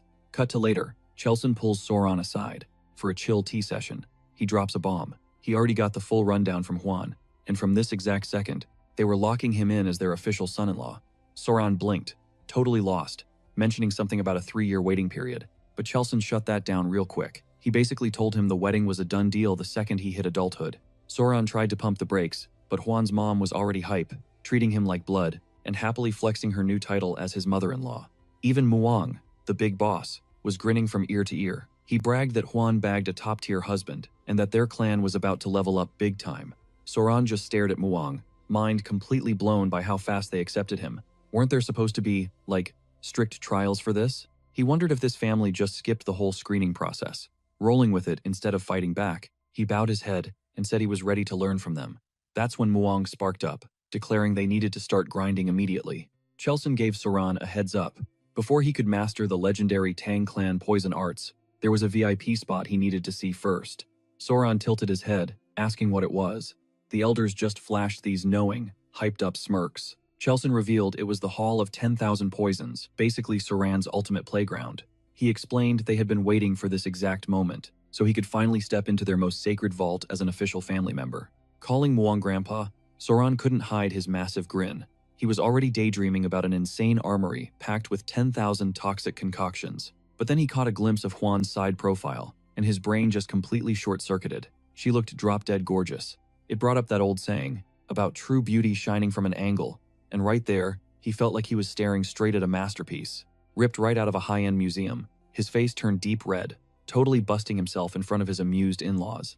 Chelson teased him, joking that Soran was going to burn a hole through her face if he kept staring like that, reminding him that she was already his girl, yet he was still simping hard. His mother-in-law chimed in, saying he looked totally spellbound. Both kids instantly turned into blushing messes. Trying to dodge the embarrassing spotlight, Juan quickly told him to watch his step. Still completely flustered, Soran stumbled over his words, just stuttering out an awkward yes. Moments later, they pulled up to this massive, intimidating vault door. 2 absolute tanks, with insane builds, were standing guard, locked into position. A dude rocking the official clan robes stepped up, bowing deep to Patriarch Muang. Muang barked out the order, crack the vault open and show his new grandson-in-law the Hall of 10,000 Poisons. The guards instantly moved. Soran was taking mental notes. The security here was mad heavy, giving off straight-up medieval fortress vibes. The guy in the black robes shouted that the gates were opening. The 2 muscle-bound giants flexed every vein they had, pushing against the crazy heavy metal. The robed guy actually gasped, muttering that the doors swung wide way faster than usual today. Soran raised an eyebrow at that weird little detail. Once the vault fully opened, the 2 guards were completely winded, panting hard. The robed guide waved them inside. As they stepped through, Chelson dropped some lore. He explained that this insane iron door was forged entirely from Kunlun steel, an ultra-rare metal dragged all the way from the deep south. Forcing it open wasn't just a workout, it was a massive flex of honor. And inside, absolute paradise.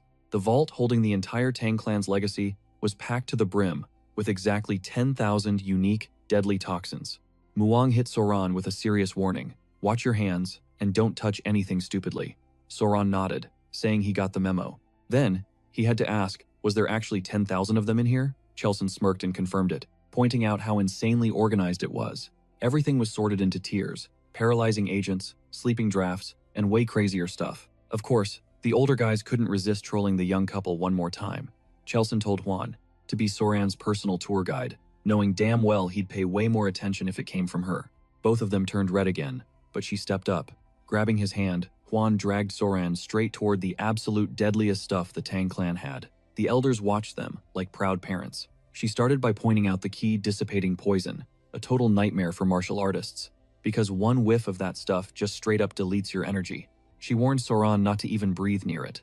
Then she showed off the real nightmare fuel: the digestive tract, necrosis toxin, the spirit destroyer, the bloody pulp brew, and the iconic 7-step soul stealer. But the crazy part? She casually mentioned that none of these. They called it the absolute strongest toxin in their arsenal. So when the guy literally just handed Soran a tiny seed, our boy was totally baffled. Honestly, it looked like an ordinary tiger bean, but Huan shut that down real quick, hyping it up as the deadliest poison on Earth, second only to the legendary toxins of the 10 great venomous beasts. He dropped the lore, revealing this specific seed came from a plant that practically defined the entire Tang clan, the castor bean.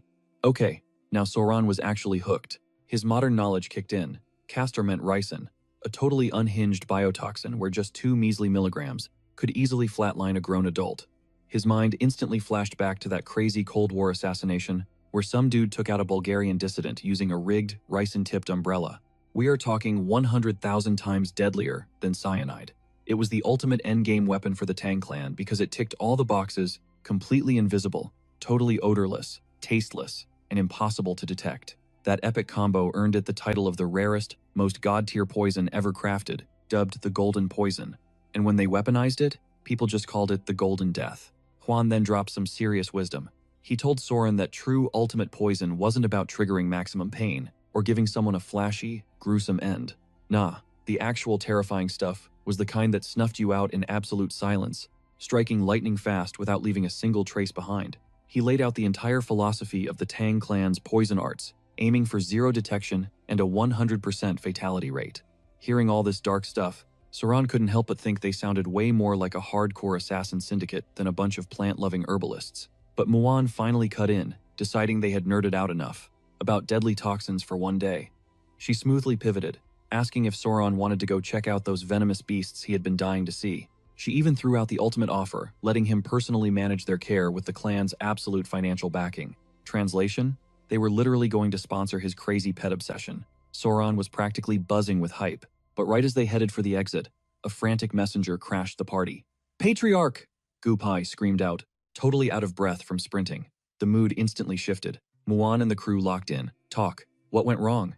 Huan demanded. Gupai was fighting for air, gasping out that the Patriarch needed to haul it over to the Black Turtle Pavilion right this second, he said in a full panic. Huan's brow twitched. "Give me a reason," the messenger stammered, trying to explain some messy drama involving a clan elder, but Huan just snapped, his temper flaring. What kind of garbage are those backstabbers plotting now? Soran just stood there, guessing they were probably talking about the annoying branch family members. Huan threw a dark look at Gupai, who finally managed to spit out the rest of the intel. Apparently, they were dealing with a massive double-header crisis. Problem 1, that premium medicine they shipped off to the Sichuan city lord totally flopped, and the guy fired back an angry letter roasting them. Before Gupai could even drop the second bomb, his eyes darted over to Soran, who just let out a heavy sigh. The messenger then spilled that the next issue was all about the haul of 10,000 poisons, and Muan instantly knew the rumor mill was already spinning out of control. They had to move immediately, but Muan absolutely refused to leave, without dragging Soran along for the ride. Cut to the Black Turtle Pavilion, where the Boomer elders immediately spotted the Patriarch walking in, and instantly started throwing a massive tantrum over him, calling the shots without their permission. They were completely triggered that he dared to match Muan up with some random orphan who literally came from nowhere. Big mistake. That completely set off Chaelsun, who was absolutely not going to let them trash-talk Soren like that. Bro literally started glowing with this massive, menacing green aura, demanding to know if they were openly disrespecting his son-in-law. But the elders doubled down, whining that their complaints were totally justified. Huan, looking like he was 1 second away from snapping, flexed his authority, stating he made the call and practically daring them to step up if they had beef. The old guys panicked and desperately looked over at the Grand Patriarch, praying he would talk some sense into the current leader. They argued it was straight up reckless to hand over the keys to the 10,000 poisons to an absolute nobody with 0 track record. Huan wasn't having it, doubling down that his word was final. While the room was practically tearing itself apart, Muan noticed Soran standing there and quietly whispered an apology for the mess. Soren just rolled his eyes internally, thinking, "Bro, seriously?" But then he sighed, catching on that she was actually stressing over him, when honestly, he should be the one sweating right now. Then, Plot twist. Soren actually stepped up to the plate. Hey, my bad for crashing the party, but hear me out. He hit them with a brutal logic check. If everyone was throwing a fit because they thought he was a scrub, he just needed to flex his skills and prove them wrong in front of the whole council. The elders were practically glitching out in confusion. Soren calmly suggested that he should personally handle the beef with the Sichuan city lord to show them what he was made of. Juan leaned in, whispering, asking him what on earth he was plotting. Now, Soren usually hated the spotlight and actively avoided drama, but there was no way he would let these boomers ruin his chill pet breeding lifestyle. The elders, though, they were incredibly salty. They started ripping into him for cutting them off, straight up challenging him and asking if he even had a clue what the city lord's letter said before running his mouth. They immediately labeled him an arrogant nobody, running straight to the clan boss to complain about his bold interruption. These elders seized the moment to push their own agenda, claiming the family needed a son-in-law with a top-tier martial arts pedigree. Cheol-soon's wife was quietly seething in the background. Sorang just found these geezers absolutely delusional. Back in his past life as Spicy Fabra, he was flexing over 1 million subscribers, pulling 3,000 concurrent viewers every single stream. It clicked in his head. These guys still refused to accept his status as the Sichuan Tang clan's son-in-law. Basically, they were still treating him like a random houseguest. But coming from a massive internet fanbase, he was completely immune to brainless trolls trying to stir up drama for zero reason. Sorang laid down the facts, reminding everyone that he literally rescued the clan's precious jewel, Lady Hua In.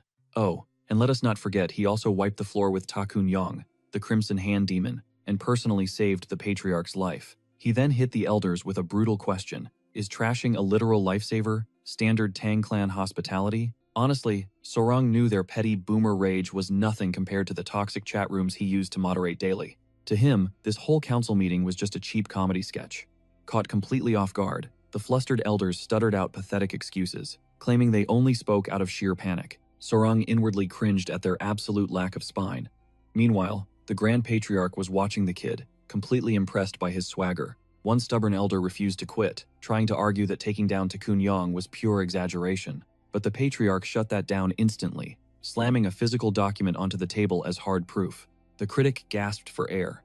Every single jaw in the room dropped when they realized they were staring at the legendary Crimson Hand Toxic Arts Manual. Inked completely in actual life fluid, it was a 100% authentic relic, straight from the Crimson Cult. The Patriarch then hyped Sorang up, telling him to reveal the speckled centipedes. Sorang casually tapped his chest, gesturing for the haters to watch closely. 3 tiny, speckled crawlers happily wiggled out into the open. The elders immediately squirmed in their seats, looking visibly sick to their stomachs. The big boss clarified that these were actually azure speckled centipede hatchlings, being personally raised by his new son-in-law. He then dropped the bomb. These exact tiny bugs had literally chewed Ta Kun Yong right into the afterlife. The council was absolutely shook. They demanded to know if this rookie fighter actually managed to tame such lethal, high-tier creatures. The Patriarch, Sorang, and Gu Pa all shared evil little smirks, silently roasting the boomers' panic. Cheol-sun chimed in, pointing out that still calling him a rookie fighter proved they were in pure denial about him being family. Sorang even tossed out a playful threat.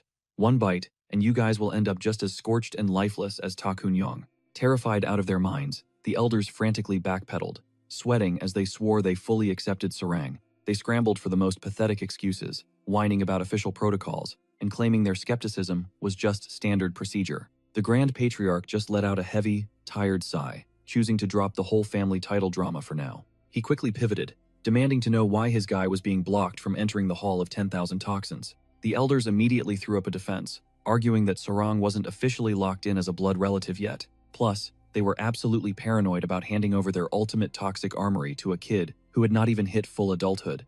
The big boss offered a dead simple fix. He told Sorang to just step up and flex his skills right then and there. Flashing a cocky grin, Sorang announced he would prove his worth the only way that mattered, by breaking out the heavy toxins. The council boomers completely lost it, blindly assuming this absolute madman was planning to assassinate the Lord of Sichuan Province. They called him a total maniac for even thinking about dealing out damage instead of sending actual healing medicine. Sorang just scratched his head, genuinely confused since the Tang clan's entire brand was built on lethal arts. Fast forward to the next morning, the Grand Patriarch gave Sorang the ultimate rundown.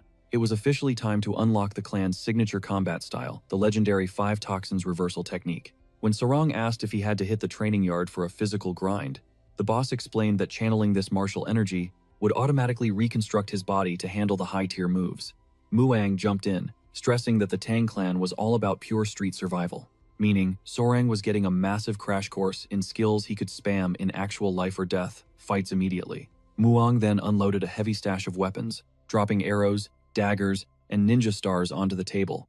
They kicked things off with the concealed projectile class, think needles, sharp coins, darts, blinding dust, and throwing knives.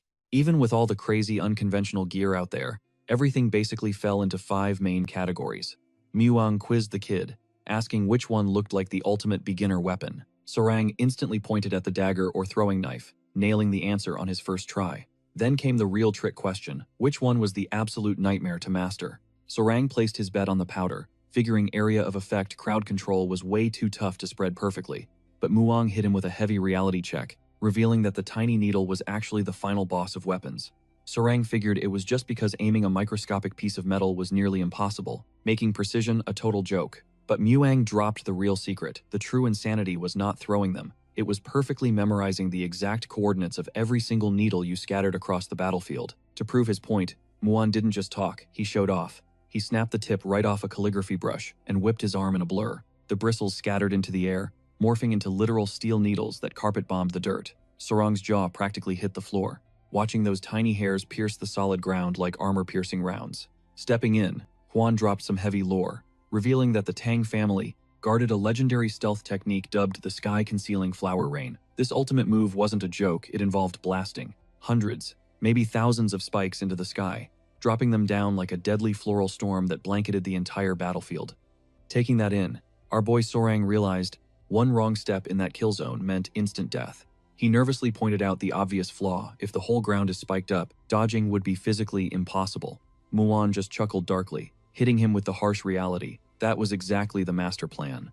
Sorang had to hardwire the exact landing spot of every single needle, or he'd end up skewering himself. Sorang looked at him like he had 2 heads, sweating bullets. He double-checked if he seriously needed to track every stray needle that bounced off an enemy, or completely missed the target.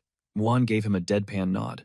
He then casually dropped the bomb that, thanks to his 5 poisons physique, Sorang needed to memorize a bare minimum of 100 impact points just for the tutorial phase. The color totally drained from Sorang's face. After that hardcore flex, he literally face-planted into the dirt, totally drained. Cue Lady Huan rolling up to the scene. He glanced over and asked if she was good to go, considering she was decked out in a full-blown hazmat-style beekeeper suit to hunt down a hornet. She honestly looked like she wanted to bail, asking if this was strictly required. Sorang didn't sugarcoat it, they absolutely needed the gear. Originally, his lazy strat was just chilling until the swarm came to them, but with the armor on, they could take the fight to the hive. Huan gave him a side-eye, asking if his grand master plan was seriously just waiting around for a bug to spawn. Playing it cool, Sorang told her the puzzle pieces would connect once they arrived. Shifting gears, he asked if she actually had the coordinates for a nest. Huan gave him the green light, saying she had scoped one out nearby, meaning they could roll out instantly. Tossing his own protective suit on, Sorang strapped in. But right as they were getting locked and loaded, Huan awkwardly brought up that top-secret letter. They mailed to the Sichuan city lord, probing to see if he actually read the fine print. Sorang casually confirmed he did. Looking super uncomfortable, Huan worried that since Sorang was basically still a kid, the mature details of that message might have totally flown over his head. Smirking, Sorang dropped a heavy hint that John Key was a guy packing some serious status. Catching his drift, Huan's face turned tomato red, and she aggressively hushed him, finally realizing the dude was completely caught up on the spicy gossip. The massive issue, keeping the powerful Sichuan city lord awake at night? His little soldier wasn't standing at attention anymore. Bro had severe performance issues. Huan instantly got suspicious. How did a guy his age know about the birds and the bees? Sweating a bit, Sorang played the defense card, claiming he'd been living solo and picked up a few things. Dying of cringe, Huan speed-walked ahead to escape the chat. Fast forward a few hours, they finally hit the dense woods. Sorang kept getting sidetracked by random creepy crawlies, forcing Huan to literally herd him like a toddler until they reached the drop zone. They pulled up to a tiny, shadowy cave, absolute prime real estate for a swarm. Sliding her helmet on, Huan questioned why they needed a lone wolf bee without a squad, making sure her gear was totally sealed. That's when Sorang dropped the ultimate plot twist. Despite all this hype about tracking hornets, they weren't actually going to catch a single one. Huan's brain practically short-circuited. Creeping closer to the ominous dark hole, Sorang broke it down: the specific toxic critter they actually needed only crashed in the sketchiest, weakest hives on the block. This was totally new intel for Huan, But luck was on their side. This exact nest was holding the VIP target. A weird bug crawled out, and Sorang hit it with the ninja speed chopstick grab. Forget the hornets, this squirmy little guy was the true final boss. This exact pest was the magic pill for the city lord's bedroom crisis. Peering closely, Juan asked what kind of freakish species they just bagged, taking a wild guess that it was a ground beetle. She nailed it on the first try, which gave Sorang a reality check about local biology. In this timeline, the parasite chilling in the Bond 5, hornet turf was branded a ground beetle. While the Central Plains folks ran with that exact naming convention, Sorang's modern-day brain recognized it as the notorious blister beetle.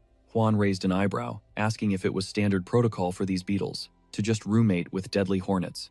Going full nature documentary, Sorang explained their ridiculously weird life cycle. See, blister beetles have zero chill when it comes to breeding. While most normal bugs go out of their way to build secure nurseries or violently defend their eggs from predators, this absolute menace just airdrops its babies wherever it feels like it. Sorang pictured this hilarious, cartoonish scenario where a beetle literally tells its boss to pause the meeting just so it can lay some eggs mid-commute. Zero maternal instinct, zero planning, just dumping a payload of eggs in one random spot and dipping out. But when the hatching miracle finally hits, these chaotic little larvae immediately start speed crawling toward the highest elevation they can find. Once they summit that peak, they execute a ridiculously wild strat. They literally link up like a transformer to mimic the shape of a flower, completely scamming unsuspecting bees into flying right into their trap. The absolute second a carpenter bee drifts too close, the entire larva swarm ambushes its body. Just like that, the bee's crib is completely hijacked. Soran could not quite wrap his head around why these freaks obsessed over giant murder hornet hives, but apparently, it was the ultimate incubator for raising these brutal ground beetle spawn. Juan actually felt a twinge of pity for the killer wasp, but Soran just shrugged it off, basically saying, nature is ruthless. Juan already knew these vile bugs literally melted skin on contact, and rumors claimed swallowing a heavy dose meant a guaranteed game over. Soran backed that up immediately. He broke down how the neon orange ooze dripping off the blister beetle packed a lethal punch of a hardcore toxin called cantharidin. One drop on bare skin spawned agonizing burn blisters. Juan flushed bright red, awkwardly asking if the crazy rumors were totally true. Soran smirked and confirmed the venom could instantly make a guy's sword stand at full attention. Absolutely mortified, Juan frantically begged him to zip it, practically dragging him all the way back to the Hall of 10,000 Poisons. Soran was itching to bag a few more bugs, but they already locked down the prime blister beetle, otherwise known as the ground beast. Once safely back at base camp, they started coaching the muscle on brewing this insane elixir. Soran demanded absolute laser focus. Step 1 was strictly dehydrating the living daylights out of the insect and pulverizing it into microdust. He then dropped a massive warning, explaining that just 1/10 of a mo was insanely toxic, and swallowing 3 mo of this stuff would literally flatline someone. He broke down the terrifying math, showing that 3/10 of a mo per guan of body weight packed a straight-up 50% fatality rate. Because it was that wildly lethal, he commanded the dosage to be capped at exactly 1/10 of a mo, which meant precisely 10 tiny droplets. For context, 1 mo weighed barely 3.75 milligrams, while a guan tipped the scales at 3.75 kilos. Flexing his brain that hard nearly short-circuited Soran completely. One of the heavy hitters peeled off his mask, totally shook, admitting no one expected Soran to be an absolute math god. He promised the crew would follow the recipe, like it was pure gospel. Later that night under the moonlight, Juan and Wang were totally geeking out over how wildly insane it was that dirty ground bugs held that kind of raw power. Juan confessed, it made her completely rethink, utilizing raw toxins for the Tang family deadly toolkit. Wang nodded in total agreement. Then, Juan brought up Soran's insanely massive big brain energy. She replayed how he flawlessly calculated the exact chemical ratios, down to the micro weight of 10 measly droplets. Wang had to hand it to him, admitting that even though he considered himself a hardcore poison master, Soran was playing chess in a whole different league entirely. The more he observed the kid, the more obvious it became that this guy was an absolute cheat code. He nudged Juan, teasingly, asking if she was catching major feelings now. Juan lit up like a total tomato, quietly admitting she felt super guilty for judging him so harshly on day one. Wang patted her shoulder, telling her a solid comeback arc is what really matters. Juan then pivoted, wondering how on earth they were going to beta test this sketchy potion. Blushing fiercely, practically dying inside, she brought up how the side branch boomers kept running their mouths, calling Soran a completely reckless loose cannon. Cut to Soran, playfully tossing out the ultimate savage idea, suggesting the absolute best crash test dummies. would be forcing those grumpy old clan elders to pop a tent. The sheer disrespect caught Huan totally off guard, but she absolutely lost it, cracking up. Fast forward to morning, intense tension choked the Grand Hall. The Boomer Council was radiating pure doubt. One of the enforcers slid Saran a slick wooden case, flexing how he completely leveled up the raw formula by blending the bitter lotus dust with premium honey to make it go down smooth. Soran was genuinely hyped by the 5-star service. He locked eyes with the guy, verifying if the lethal specs were followed flawlessly. The warrior gave a rock-solid nod. Still, the haters in the room kept whispering, highly suspicious of this so-called miracle cure. The head honcho slammed the brakes on the chatter, demanding, Soran dropped the ultimate proof that this stuff actually worked. Soran slapped on a beautifully fake gasp, acting totally stunned. The crusty elders doubled down hard, yelling that quality testing was strictly non-negotiable. One dude literally barked that they refused to ship unverified juice straight to the big boss of Sichuan City. Another boomer chimed in, terrified that a botched delivery would spark an absolute bloodbath. Soran threw his hands up, pretending he had absolutely zero choice. The enforcer caught his savage drift instantly. The elders suddenly looked absolutely mind-blown as the muscle marched right up and offered them the premium dose, realizing Soran was making them the ultimate guinea pigs. One furious grandpa lost his absolute mind, screaming if this cocky kid had any clue who he was messing with. Another snapped that Soran had been running the wild streets for so long, his entire moral compass was totally corrupted. Soran flashed a sly grin, turning to his grandfather, Muan, casually asking what the old man needed. Then, Soran dropped the ultimate bait, reminding Muan about the Tang clan's golden rule: true martial arts masters never sweat a little poison. Catching the drift, Muan played right along, backing up the flex. Soran then side-eyed the elders, pointing out that their hesitation totally screamed pure panic. Muan nodded, backing his play completely. Smelling blood in the water, Soran weaponized reverse psychology, brutally roasting the clan's top brass. He hyped them up, claiming these legends who had conquered 100 toxins wouldn't dare flinch at something as basic as a ground beetle's venom. The taunt hit a massive nerve. Boiling with absolute rage, one elder snapped the medicine right in half. They barked that low-tier poison was a total joke to them, swallowing the pill whole while cursing Soran for disrespecting their power levels. But they dropped a heavy threat: if this sketchy med turned out to be a dud, Soran was going to pay the ultimate price. One elder puffed out his chest, vowing to drop the hammer of clan justice on the kid. They chewed the pill, and a dead silence suffocated the room. A beat passed, and they laughed it off, flexing that they felt absolutely nothing. But suddenly, one of the elders felt an ancient, long-dead spark reignite downstairs. The sleeping dragon had officially woken up. Completely humiliated, the clan's strict rules and principles got violently realigned that day. The controversial pill was immediately shipped off to the Lord of Sichuan City, and spoiler alert, the results were absolutely legendary. Fast forward a bit, and those same elders were waddling down the hallway, desperately pitching their pants outward to hide their newly resurrected situations. Man, I remember doing the exact same walk back in my prime, someone joked nearby. Meanwhile, Soren nudged Muan, pointing out that his master plan worked flawlessly. Baiting the elders' egos with poison talk was a guaranteed critical hit. They walked face first into the trap. Muan totally got it. For old dudes clinging to nothing but their massive pride, falling for that setup was purely inevitable. Still, the grandpa admitted their toxic ego came from genuinely caring about the clan's future, warning Soren to let go of any bad blood. At the end of the day, we are blood, Muan reminded him. Soran gave a slow nod, fully absorbing the lesson. Suddenly, the mood shattered. Huan sprinted toward them, her face pale, screaming that an absolute disaster had just dropped. Alarm bells rang as both guys whipped around, demanding answers. Panting, Huan blurted out that their children were acting completely unhinged. Soran's face turned completely red, his brain short-circuiting, while Muan's eyes went dark as he instantly grabbed Soran by the throat. The grandpa growled, demanding to know what she meant by children and when exactly this happened. Soran started sweating bullets. Crushing the back of Soran's neck, Muan went full interrogation mode, screaming about secret kids before they even had a proper wedding ceremony. Freaking out, Huan scrambled to clear the air. She wasn't talking about human babies, she meant the spotted centipedes Soran had been breeding. 0 human babies involved. The sheer whiplash left Soran completely speechless, just staring into the void. Lately, he had been grinding so hard on his physical stat building that he dumped the bug babysitting duty straight onto Huan. The guilt hit him like a truck. He had totally ghosted his pets. Panicking that they were on the brink of death, he demanded to see them immediately. He reached out, assuming she had them stashed in her pockets. Huan shrieked, refusing to carry creepy crawlies on her body, leaving Soran deadpan once again. A few tense minutes later, they tracked down the 3 blue-spotted centipedes, but the bugs looked tragic, mud-brown, and barely hanging on to life. Rocking a bright red, hilarious handprint on his cheek from the previous misunderstanding, Soran locked his eyes onto the struggling creatures. Juan hovered nervously, wondering if they had face-planted off her clothes earlier, swearing they were totally fine just a couple of hours ago. But now, her anxiety was spiking.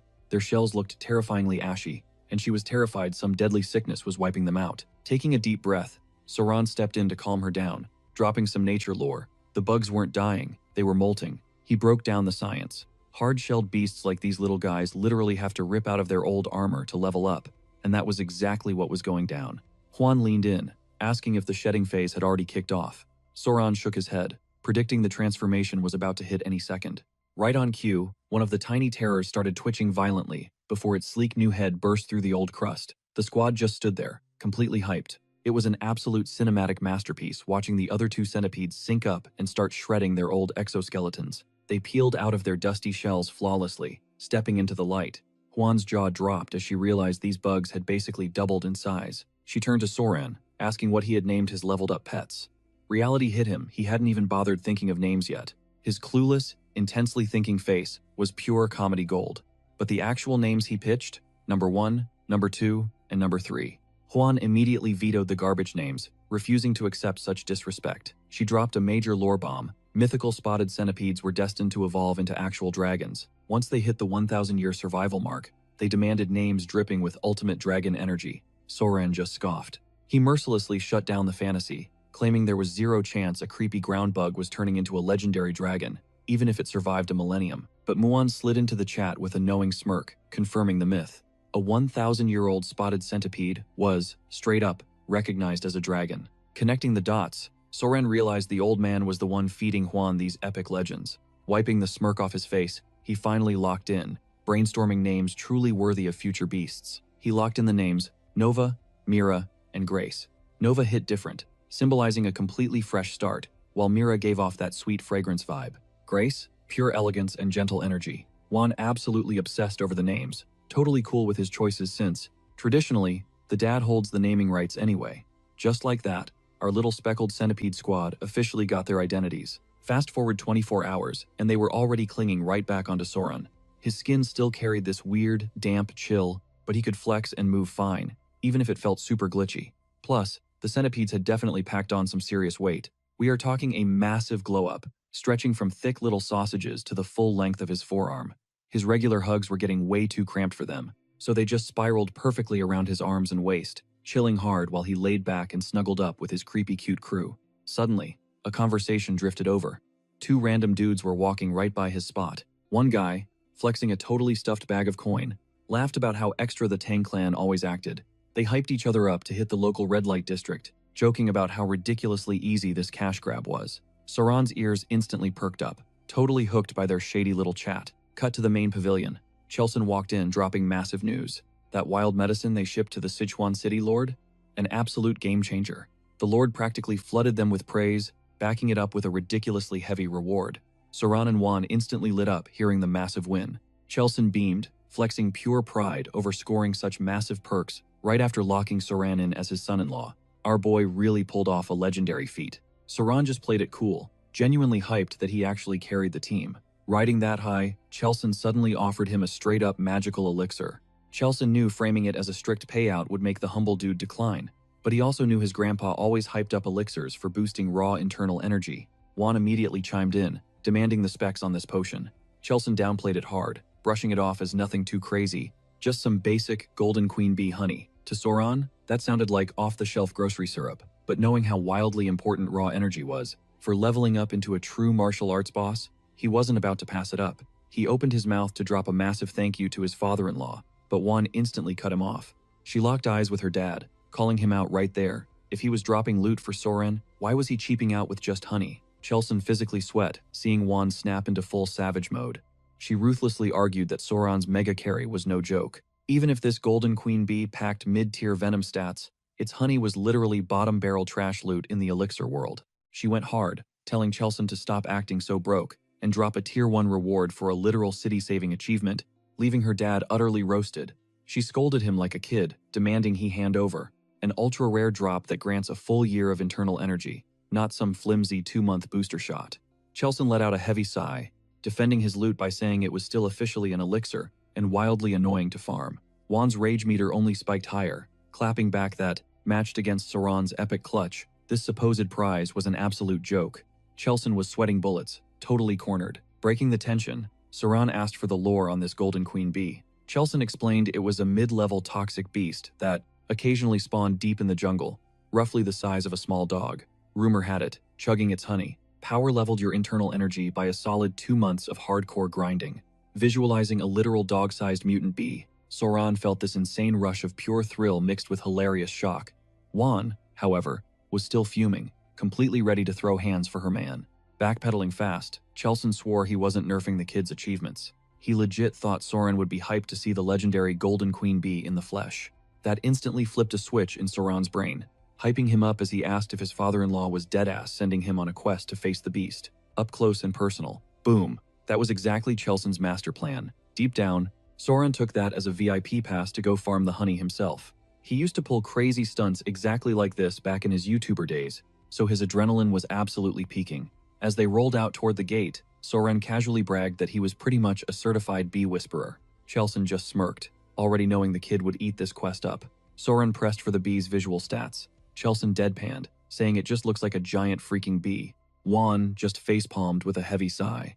And just like that, the ultimate honey heist arc officially dropped.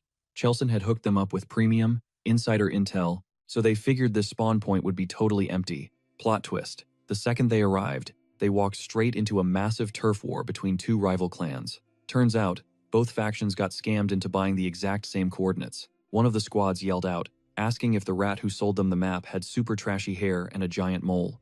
The other gang instantly confirmed the exact same suspect, but fiercely warned they weren't backing down from the loot without a bloodbath. Catching that description, it instantly clicked for Soran, those two sketchy dudes he overheard earlier. He realized those absolute trolls had been mass selling the exclusive boss location to basically the whole server. One warrior, absolutely raging over getting played, screamed at the top of his lungs, "How dare you disrespect the legendary Tang clan?" That raw, violent tone, plus dropping the Tang name, immediately sent a wave of cold panic through everyone else. So much for their chill, cinematic honey farming vlog. He morphed into a completely different beast before even stepping foot outside for his very first expedition. Chelson had drilled it into Soryong's head. Never forget your blood. Never forget you represent the legendary Tang clan. Soryong basically hit him with a confident nod, swearing he had it totally under control. Chelson shot a side-eye, prompting Soryong to follow his gaze. Boom. An entire squad of heavily armed guys stood perfectly lined up right in front of them. Chelson dropped the bomb. Soryong was the new boss. It was finally time for him to step up and actually learn how to run a crew. Soryong instantly panicked under the crushing pressure, aggressively insisting Hwaun was the one who should be calling the shots. Chelson just cracked up, calling him absolutely clueless, and broke it down. Since Hwaun was officially his partner, her flex naturally made Soryong the top dog of the entire group by default. Just hearing the word partner made Soryong's face turn beet red. But Hwaun fully believed in him, swearing she had his back every single step of the way. Soryong had sworn he would give it his all, but fast forward to right now, trapped in absolute chaos, the dude was totally sweating bullets on his next move. He desperately turned to Wolfgang, the badass captain of the Poison Blood unit, begging for a tactical game plan to navigate this utter mess. He honestly debated if leaking their intel was actually the right play here. Wolfgang looked absolutely sick to his stomach at the mere thought of someone having the audacity to leak top-secret Tang clan info. Hwaun backed him up, coldly pointing out that whoever pulled this stunt must have a serious death wish. Her terrifying killing intent flared up entirely as she interrogated how anyone dared to sell off secrets the Tang clan grinded so hard to secure. The rival martial artists instantly recognized her. Hwaun was the infamous Poison Flower, one of Murim's legendary 3 flowers. One dude totally lost his mind, seeing a direct Tang clan heir in the flesh, awkwardly rushing forward to desperately pay his respects. Claiming the Central Wind sect, he frantically clarified that they wanted exactly 0 beef with the Tang clan's business. He announced their immediate retreat. The Noble Origin sect quickly followed suit, biting their tongues as they backed off in defeat. The Jade Phantom Assassin dipped out next. Meanwhile, one guy violently swore to hunt down the rat who leaked the info and literally peel their skin off. Everyone scattered like roaches. Mind blown by the sheer flex of the Tang name, Soryong turned to Wolfgang, asking if they were finally in the clear. Wolfgang completely shut that down. He knew damn well these unorthodox scumbags wouldn't just pack up and quit that easily. He ordered them to set up a perimeter nearby and run guard rotations, convinced those rats were just lurking in the shadows, waiting for the perfect opening to strike. He barked an order at Gu Pai to scout out their exact hideout. Soryong was visibly stressed out, but Hua Yun quickly cooled his nerves, promising him they absolutely had this in the bag. Honestly though, his brain was completely stuck on finding his golden bee. The squad went into stealth mode, ducking behind a massive boulder to spy on the swarm. Surprisingly, the terrifying bugs were incredibly cute, looking like they were rocking tiny fake fur coats. Dozens of them zipped in and out of the massive tree trunk. Soryong absolutely lost his mind fanboying over the golden king bees. Hua Yun confessed she had never seen them in real life, totally shocked by how huge they actually were. To Soryong, though, they were just precious. Hua Yun marveled at their insane fluffiness, and even the stoic Wolgang looked hyped about the massive find. But Soryong quickly realized the colony was on the smaller side, counting maybe a few hundred of them max, but given their absolute unit size, the math totally checked out. Hua Yun got curious about their living situation. Dropping some heavy knowledge, Soryong explained that a basic bee colony, even a tiny one, usually packed anywhere from 5,000 to 7,000 bugs. Hua Yun was totally mind-blown that he could calculate that without even cracking open the hive. Soryong just shrugged, explaining he could easily eyeball the numbers simply by tracking the traffic flow at the main entrance. Suddenly, a shadow dropped right behind them. Gu Pai was back from his stealth mission, confirming he had pinpointed the exact location of those unorthodox creeps. Wolgang instantly demanded coordinates. Gu Pai hesitated for a second, but just like Wolgang predicted, those rats had straight up pitched their tents right on the opposite ridge. They were just chilling for now, but the second anything popped off, they were 100% guaranteed to ambush them. Wolgang made the tactical call to hold out until pitch black to harvest the honey using a secret Tang clan technique.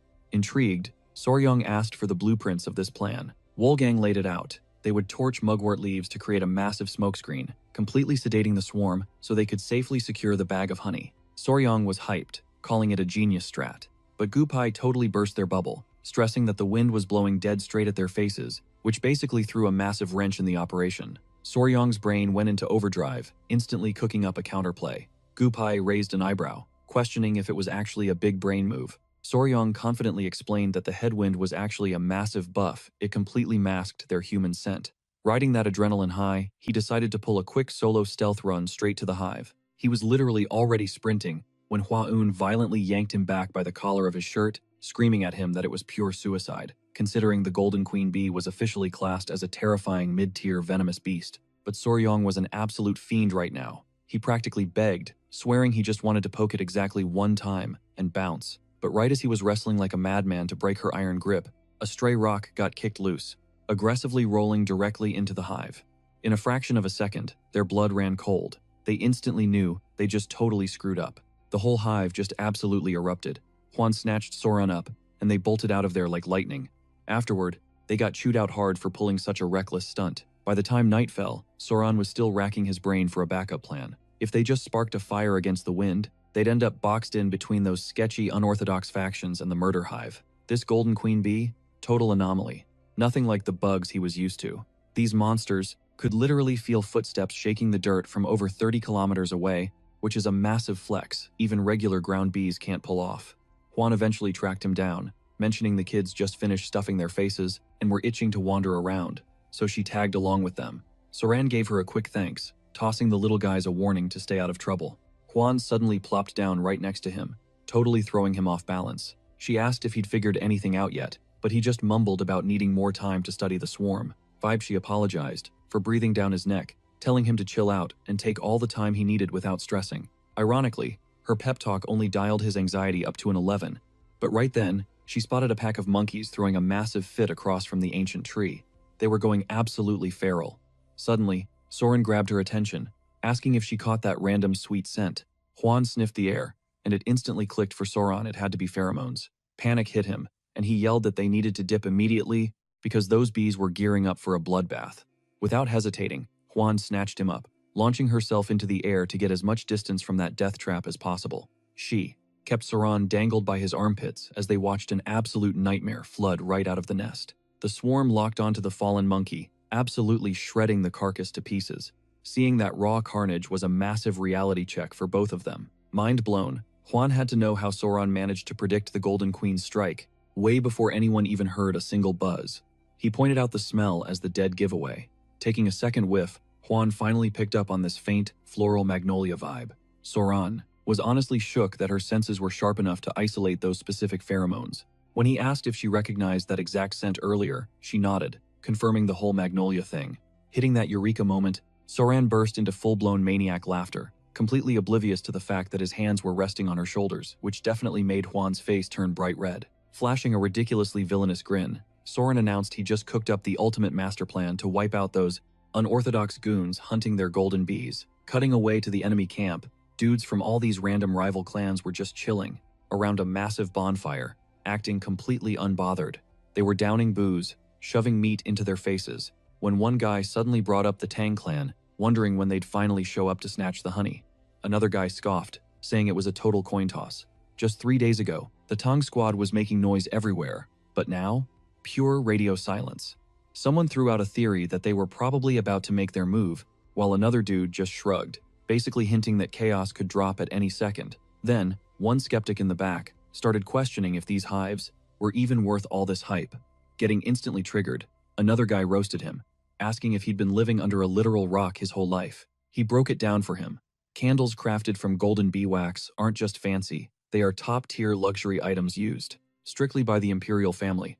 Their whole game plan relied on the Tang clan taking the honey and ditching the rest of the combs, leaving a massive payday right on the table for them to scavenge. But honestly, their real endgame was way darker than just stealing scraps. They had some deeply messed up plans lined up once the Tang clan was out of the picture. Out of nowhere, somebody name-dropped that infamous poison master, one of the legendary Three Flowers of Muram. The crew practically drooled over the idea of keeping her alive as a hostage, just because she was insanely gorgeous. Their absolute creep energy was off the charts. They were hyping each other up over this twisted fantasy, even joking about which one of them would score the ultimate flex and become the Tang clan's new son-in-law. But mid-laugh, the whole camp froze. One dude caught a weird whiff of something sweet cutting through the smoke. Being completely delusional, they just assumed it was the poison flower herself, figuring her natural perfume was just as intoxicating as the rumors said. But before they could even blink, a deafening hum drowned them out. They glanced up, completely paralyzed as a massive shadow formed right above them. Pure nightmare fuel gripped their souls when reality finally hit. An apocalyptic swarm of golden bees was dive-bombing straight for their camp. Pure chaos broke out as the men scattered like roaches. The swarm showed zero mercy, ruthlessly hunting them down and leaving them screaming in agony on the dirt. Painted straight through their camp was the exact bait mixture that triggered the bug frenzy. Tucked safely away in the bushes, Soran, Juan, and Wafkan were kicking back and enjoying the show. Juan and Wafkan were literally jaw-dropped, watching this lethal cloud of stingers lock onto one hyper-specific target area. Utterly baffled, Juan demanded to know what kind of dark magic Soren just pulled, because there was no way regular floral scents could trigger this level of biblical rage.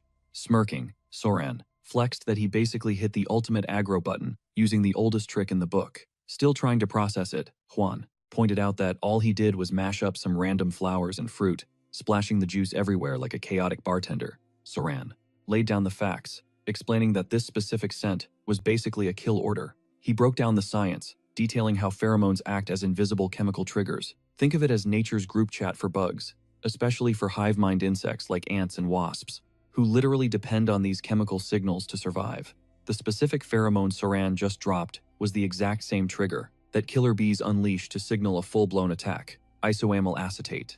Mind blown, Juan asked if those magnolias were pumping out the exact same scent bees used to declare war. But honestly, Soren was way more hyped by the fact that Juan actually recognized the smell. She shrugged it off, explaining that since the Tang clan basically breathes toxins, her sense of smell was dialed up to 11. The timing was absolutely flawless. With the golden swarm completely distracted by their target, Soran made the call. It was time to raid the hive and secure the bag, or in this case, the honey. They crept up like ghosts. Soren clutched a sketchy makeshift smoke bomb wrapped in leaves.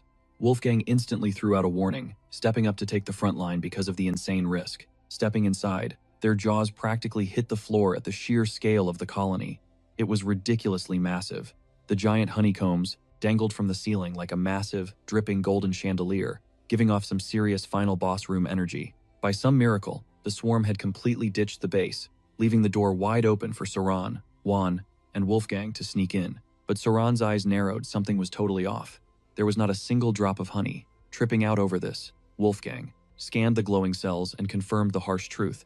They were bone dry, exactly like Soren had guessed. The whole vibe was super unsettling. Taking another look around, Soren realized there was not a single egg in sight either. Wolfgang shot him a look, asking if the missing brood had something to do with the ghost town pantry. Breaking it down, Soran explained that the swarm had been packing their bags to migrate this whole time. That is exactly why they chugged their entire honey stash and were literally carrying it in their guts. He dropped his theory. Having way too many noisy humans stomping around the area totally spooked the hive into relocating.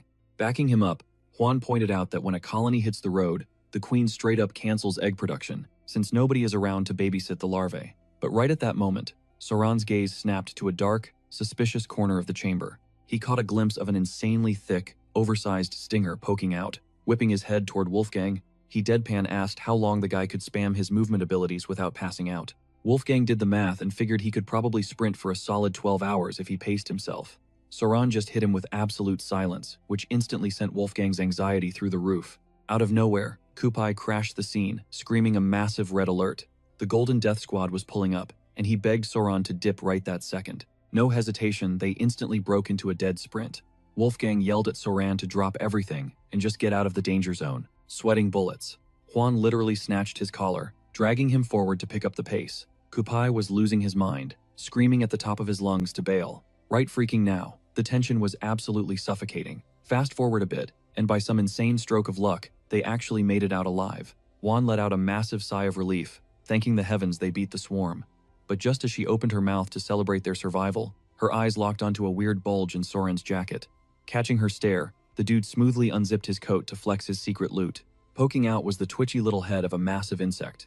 Dropping his voice, he casually announced he had literally kidnapped the Golden Bee Queen. Since the honey bank was empty, he straight up stole the VIP who prints it. The second those words hit their ears, the entire squad's souls left their bodies. All the color drained from their faces as cold sweat started pooling on their foreheads. The royal bug let out this weirdly cute chirp, while Soran, flashing an absolute menace of a grin, calmly informed Wolfgang that millions of angry drones were about to realize their mom was gone and go on a relentless murder spree.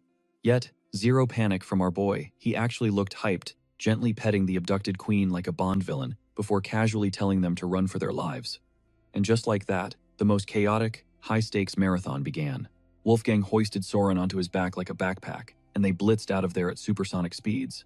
The royal hostage was tweaking out, but Soran went into full whisper mode, promising to hook her up with a chill, private crib.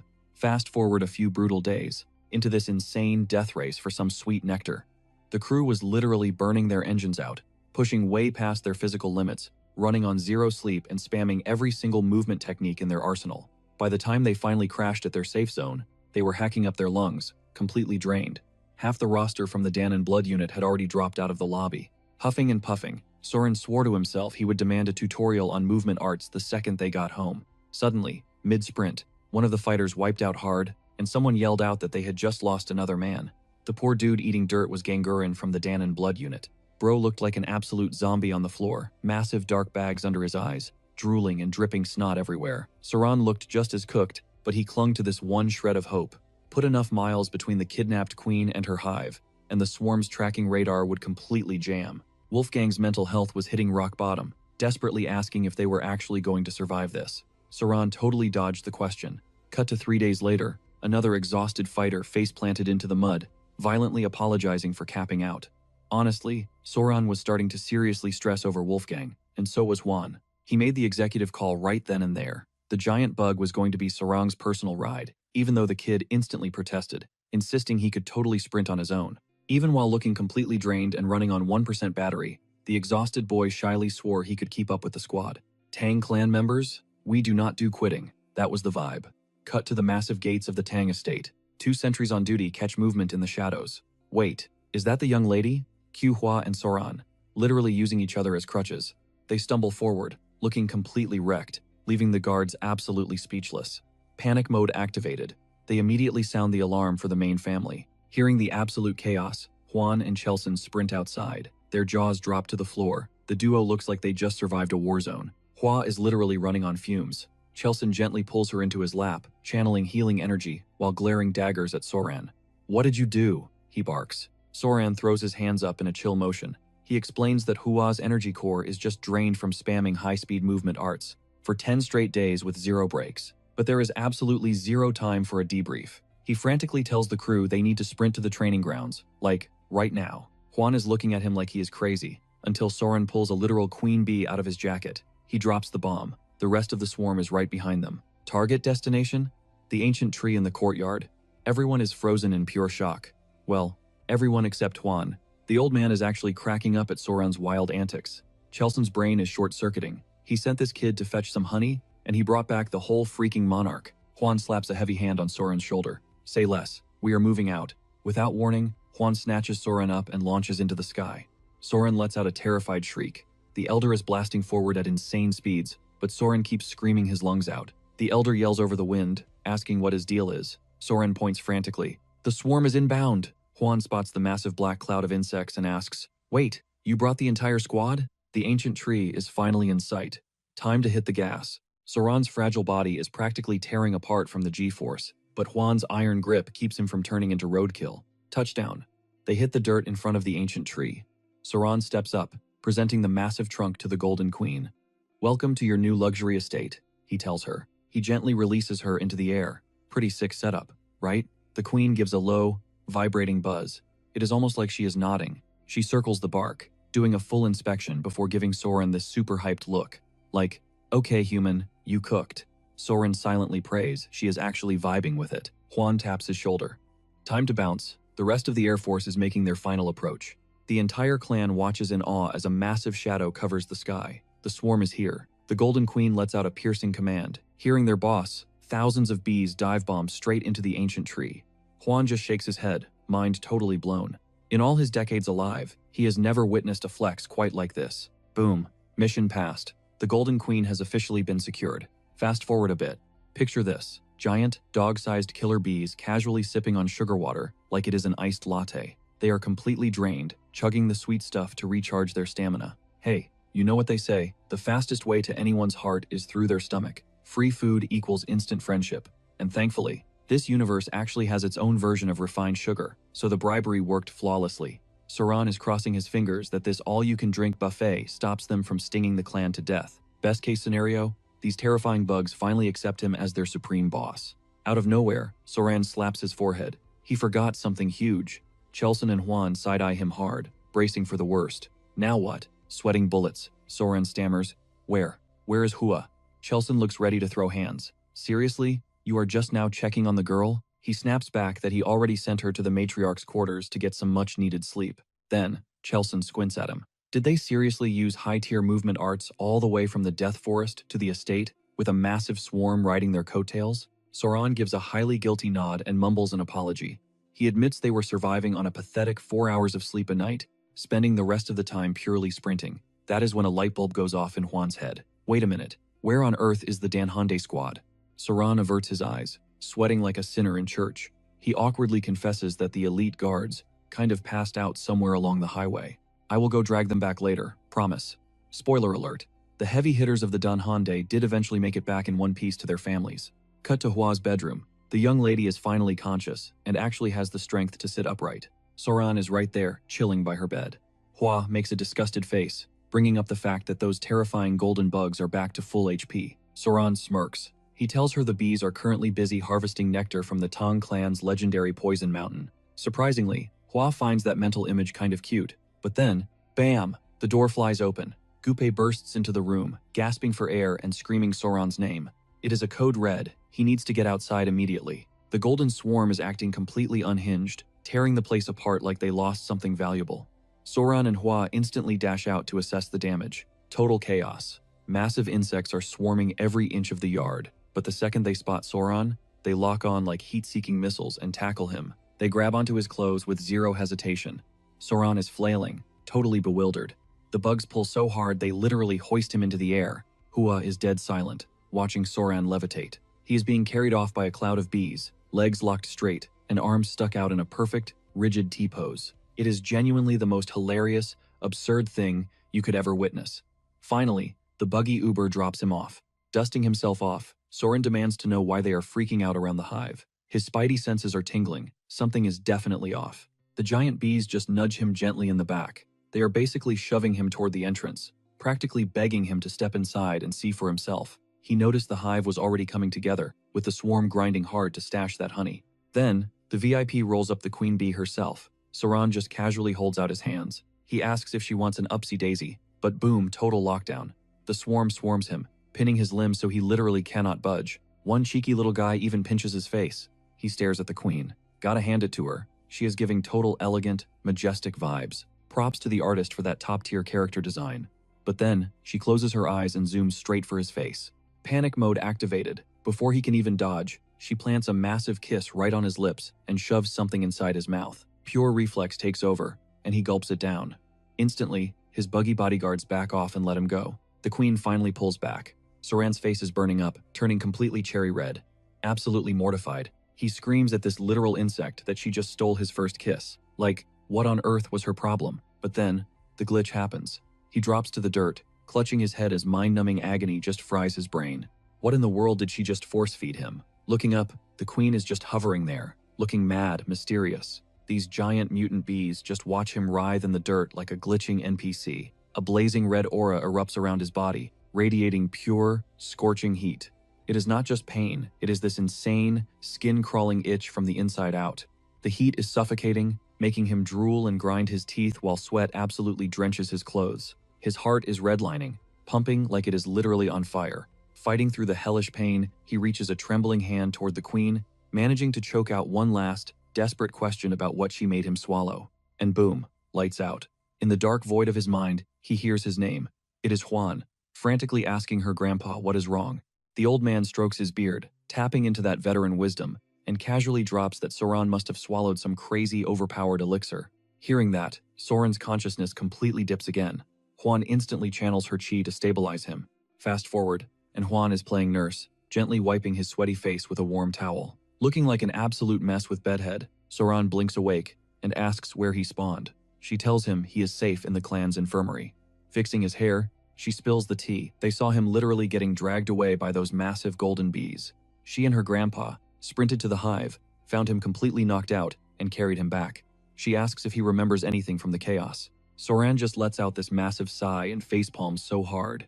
He cannot stop cringing over losing his first kiss in this world to a bug. Juan totally catches that weird look on his face. She leans in, asking if his body is still glitching out or feeling weird. She even offers to grab her grandpa. Soran just stares at his hands, sighs, and tells her not to stress. He drops the bomb that the queen force-fed him her own personal stash, which is definitely what triggered his whole system crash. Totally invested now, Juan asks what the heck he ate. Soran shrugs, saying he does not know the official lore drop name, but he would dub it the Bee King's elixir. Juan's eyes light up with a smile. Soran breaks it down, explaining that the basic worker, bees just grind for regular nectar and pollen to survive. That basic mix is strictly for the grunts doing the heavy lifting. Hooked on the story, Juan asks what the VIP queen actually eats then. Soran deadpans that the queen literally only feasts on that premium Bee King's elixir, custom brewed by the workers, from the second she spawns until she dies. Long story short, the stuff she aggressively shoved down his throat was straight up royal jelly. It finally clicks in Juan's brain. This was the ultimate god-tier item meant only for the royalty. But Soran is not done. He teases that this elixir comes with a crazy hidden buff. Shook, Juan waits for him to drop the rest of the stats. Soran lays it out. A regular worker bee clocks out after about a month and a half. But the queen, running purely on that elixir, lives 60 times longer. He asks her if that is not just an absolutely insane stat boost. Her brain basically short-circuits. Juan tells him to take a breath because that is way too much lore to process at once. Exhaling, she admits she finally gets it, and the puzzle is solved. She points out that Soran's current cultivation build, the 5 poisons return technique, is just a low-tier starter pack. Because he is running on beginner hardware, his body bottlenecked and could not absorb that massive XP drop. However, since the base golden, bee honey naturally packs 2 months of pure internal energy. Hitting that times 60 multiplier meant he literally just bagged 10 whole years of internal energy. She hypes him up for the insane RNG luck. Soran finally feels that power surging as the thought of 10 years of power just echoes in his mind. Meanwhile, Juan gets super shy, awkwardly twisting her hair, and tells him he might want to go check the silver mirror. Avoiding eye contact and totally blushing, she hints that maybe the elixir. Wondering what kind of crazy side effects the queen bee juice packed, Soran scratched his cheek. He grabbed a silver mirror, peering into the glass. Wait a minute. His reflection stared back, glowing with literally flawless, glass-like skin. Prodding his cheeks, he deadass wondered if royal jelly always came with a built-in skincare routine. The texture was unreal, insanely soft and ridiculously smooth, almost feminine, As his fingers traced his jawline, a terrifying thought hit him. This was the ultimate queen's food. What if it triggered some unwanted biological changes? Pure panic started bubbling up in his chest. Did he just morph into a girl? Glancing around the empty room to make sure the coast was clear, his heart hammered against his ribs as he peeked down his pants. He collapsed onto the floor, letting out a massive breath. Thank God. The family jewels were safe and sound. Sprawled out on the floorboards, reality crashed over him. Juan had warned him earlier, if the old man hadn't stepped in to channel his chaotic energy, things would have gone fatally wrong. A heavy wave of gratitude washed over him. He literally just dodged the Grim Reaper. Stepping out of the infirmary, he strolled through the clan courtyard, only to find eyes glued to him from every direction. Why was everyone hitting him with that intense, weirded-out stare? Was it because his inner aura leveled up? The non-stop whispering and heavy side-eyes were making his skin crawl. Pushing past the low-key giggling crowd, he broke into a total sprint. He finally crashed at the clan's dining hall, throwing a quick glance through the doorway. Inside, the whole squad was gathered, his future father-in-law, his fiancée, her mom, and the elder, all sharing a massive feast. His mother-in-law locked eyes with him instantly. Smirking, she hyped up how insanely handsome her son-in-law was looking, and asked about his health. He bowed respectfully, brushing it off with a quick, "I am all good," before dropping an apology for giving them a heart attack. Knowing exactly what went down, his mother-in-law waved it off. She declared it a total win, a crazy lucky encounter that they absolutely needed to celebrate. She then pivoted to roast her own daughter, teasing that Juan was probably low-key jealous of Soran's glowing skin. Blushing hard, Juan panicked, cutting her mom off and aggressively motioning for Soran to grab a seat. Feeling the heat rise to his own cheeks, Soran pulled up a chair, diving into the massive, mouth-watering spread with the family. Cutting through the chatter, his future father-in-law checked in, asking if his body was holding up after the absolute chaos. Nodding firmly, Soran confirmed he was 100% okay, throwing out another apology for the massive scare. He then locked eyes with the elder, pouring out pure gratitude for pulling him back from the brink. Muan flashed a knowing grin, praising his insane luck. Catching the vibe that the entire table was dying for the tea, his father-in-law finally demanded the full story. He admitted he caught some whispers about this legendary Queen Bee elixir over drinks, but he needed the uncensored director's cut. Pausing, Soran awkwardly rubbed the back of his neck. Finally, he broke it down. The Golden Queen Bee, basically vibing hardcore with her new setup, decided to drop him the ultimate thank you gift. Using wild hand gestures, he painted the picture how this massive insect literally dragged him into the core of the hive, and force-fed him the sacred bee king juice, which sparked all the explosive drama. Dropping a plot twist, his mother-in-law pointed out that even mid-tier venomous beasts understood the concept of loyalty, absolutely geeking out over the whole situation. Juan sat there stunned, her mind spinning gears. Before she asked the million-dollar question, was there any glitch in the Matrix to farm more of that god-tier nectar? Because if they could pull that off, it would be an absolute game-changer for the entire clan's power scaling. Chiel Song chimed in, dropping facts that just the basic golden honey was a legendary drop, but the queen's personal stash? That was a straight-up mythic buff. Completely hyped up, his mother-in-law slammed her hands on the table, begging him to secure another batch. The entire dinner squad stared at her, totally thrown off by her hardcore fangirling. Catching the fever, Juan doubled down, practically pleading to know if a restock was possible. Soran zoned out, running the calculations in his head. If they were dealing with basic mob-tier bees, they could just forge some fake queen cells and hack the workers into dropping royal jelly. But these golden bees were insanely high IQ. Any fake-out would get instantly exposed, leading to absolute zero-tolerance destruction. Plus, regular royal jelly is just worker-crafted baby food. The stuff flowing through his veins came straight from the queen herself. He started tripping out, wondering if he even swallowed the same chemical compound. The deeper he analyzed it, the more the math wasn't mathing. Sighing, he decided to just drop the harsh truth. He looked them dead in the eye and shattered their hopes farming more of that nectar was completely impossible. That instant buzzkill made Muan and his mother-in-law demand a reason. Soran explained that even if they managed to snatch another dose, he highly doubted anyone would actually stomach the process of taking it. Raising an eyebrow, Chulsang leaned in, asking if the stuff tasted like actual garbage or smelled toxic. Dead serious. Soran stared blankly ahead. He told them the taste and the smell weren't even the real issue here. A cold shiver wrecked his spine as he dropped the ultimate bombshell. That legendary Bee King elixir, it gets harvested straight from the queen's mouth, and there is only one twisted way to extract it. Total, direct physical contact. He spelled out the unhinged method. You literally have to lock lips with the queen and let her transfer the nectar right onto your tongue. Dead silence swallowed the room. Everyone just froze. Breaking the tension, Mu Young practically screamed out of his mind. locking lips with a giant bug, his mother-in-law completely short-circuited. Cheol-san looked like he had seen a ghost, quickly doing the math and declaring that scoring any more of that mythical juice was a lost cause, unless our main guy stepped up, since he was obviously the queen bee's absolute favorite. Anyone else trying that would instantly meet their maker. Suddenly, it clicked for his fiancée. Her chopsticks hit the table with a clatter. A terrifying, murderous shadow darkened her face as she demanded answers. "You made out with it?" Her voice dropped below freezing, radiating pure killing intent as she hissed his name. The terrifying realization hit that her man actually swapped spit with a monster. Cut to the dead of night. Moonlight spilled across a quiet river, illuminating an isolated temple. A heavily scarred hand gripped the windowsill, watching the dark waters. This was the absolute apex predator of the Martial Alliance, Fist Emperor Yu Young-hak. Deep in his own head, a sudden knock snapped him back to reality as someone announced a fresh brew of tea. This caught the big boss off guard, pulling him from his trance to wave them inside.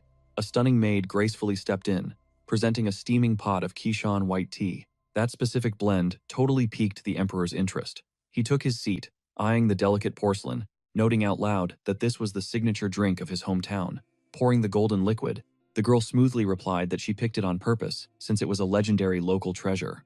Flattered, the Emperor thanked her, ready to relax. He lifted the cup, completely blind to the maid glaring at him like a hawk. Right as the rim touched his lips, a heavy fist pounded on the door, totally ruining the master's midnight vibe. It was none other than military advisor Jianu. The Emperor slammed his cup back down, visibly confused about why his strategist was creeping around at this ungodly hour, but he let him in anyway.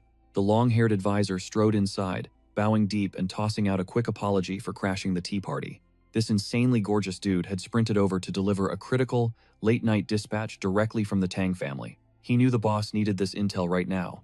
Flashing a chill smile, the Emperor waved off the intrusion. If Jianu was rushing in looking like that, something massive just went down. The advisor closed the distance, slapping a blood-red scroll onto the mahogany table. The news? Tun Young, the infamous blood-hand Rakshasa, was dead, completely decapitated.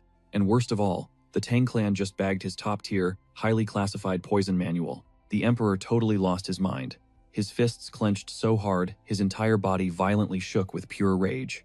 In a split second, he crushed the teacup into literal dust. He demanded to know how the hell they secured that book. Jianu laid out the facts, explaining that Tang Yan took a brutal hit from the Thousand Poisons Divine Sovereign and totally fell off the grid, allegedly ghosting everyone to hide out, way out on Hainan Island. But then, Jianu smirked, leaning in to drop a plot twist. That was 10 times crazier. Word on the street was some random rookie warrior rolled up with a squad of venomous pets and completely wiped out. The legendary Tun Yong. The Emperor was utterly paralyzed. A beast tamer wielding that kind of raw, destructive power was completely unheard of. Jianu made himself comfortable right across from the boss, claiming he had collected some wild rumors. He bet everything the Supreme Leader would want to hear this epic saga. As he geared up to spill the tea, the maid practically burned a hole through his skull, leaking this absolute, suffocating killer aura. Smash cut to the Tang clan patriarch's fortress, where the heavy hitters crowded around a massive table. Sorang, Huan, his mom, and the Grand Patriarch anchored the meeting. Tension spiked as a furious elder demanded to know if there was a rat leaking their premium intel to outside factions. The guy sitting next to him was seeing red, utterly disgusted that someone would dare drag their pristine family name through the mud. Sorang, looking completely lost, leaned in to whisper, noticing everyone was too terrified to actually talk smack to her father-in-law. Juan just gave a low-key smirk, explaining the dynamic. The top dog already knew some fools tried to sabotage their legacy. Even the side branch elders were raging hard since, at the end of the day, blood is blood. The Patriarch had already launched a full-scale manhunt. He was about to march straight into Sichuan himself. One of the elders, morbidly curious, raised a hand to ask exactly what kind of lethal toxin the boss was packing for this trip. Without even blinking, the Patriarch coldly detailed his hit list. First, the Soul Destroyer, followed up by the Blood Burner, and finally, gut-rotting necrotoxin. His eyes practically glowed with pure, unadulterated malice. He envisioned his victims twisting in such unimaginable agony, their blood literally boiling, while their insides melted into absolute mush. Right as their very souls teetered on the edge of getting completely wiped out, he would drop the ultimate finisher, the 7-step soul-snatching venom. Talk about a god-tier lethal cocktail.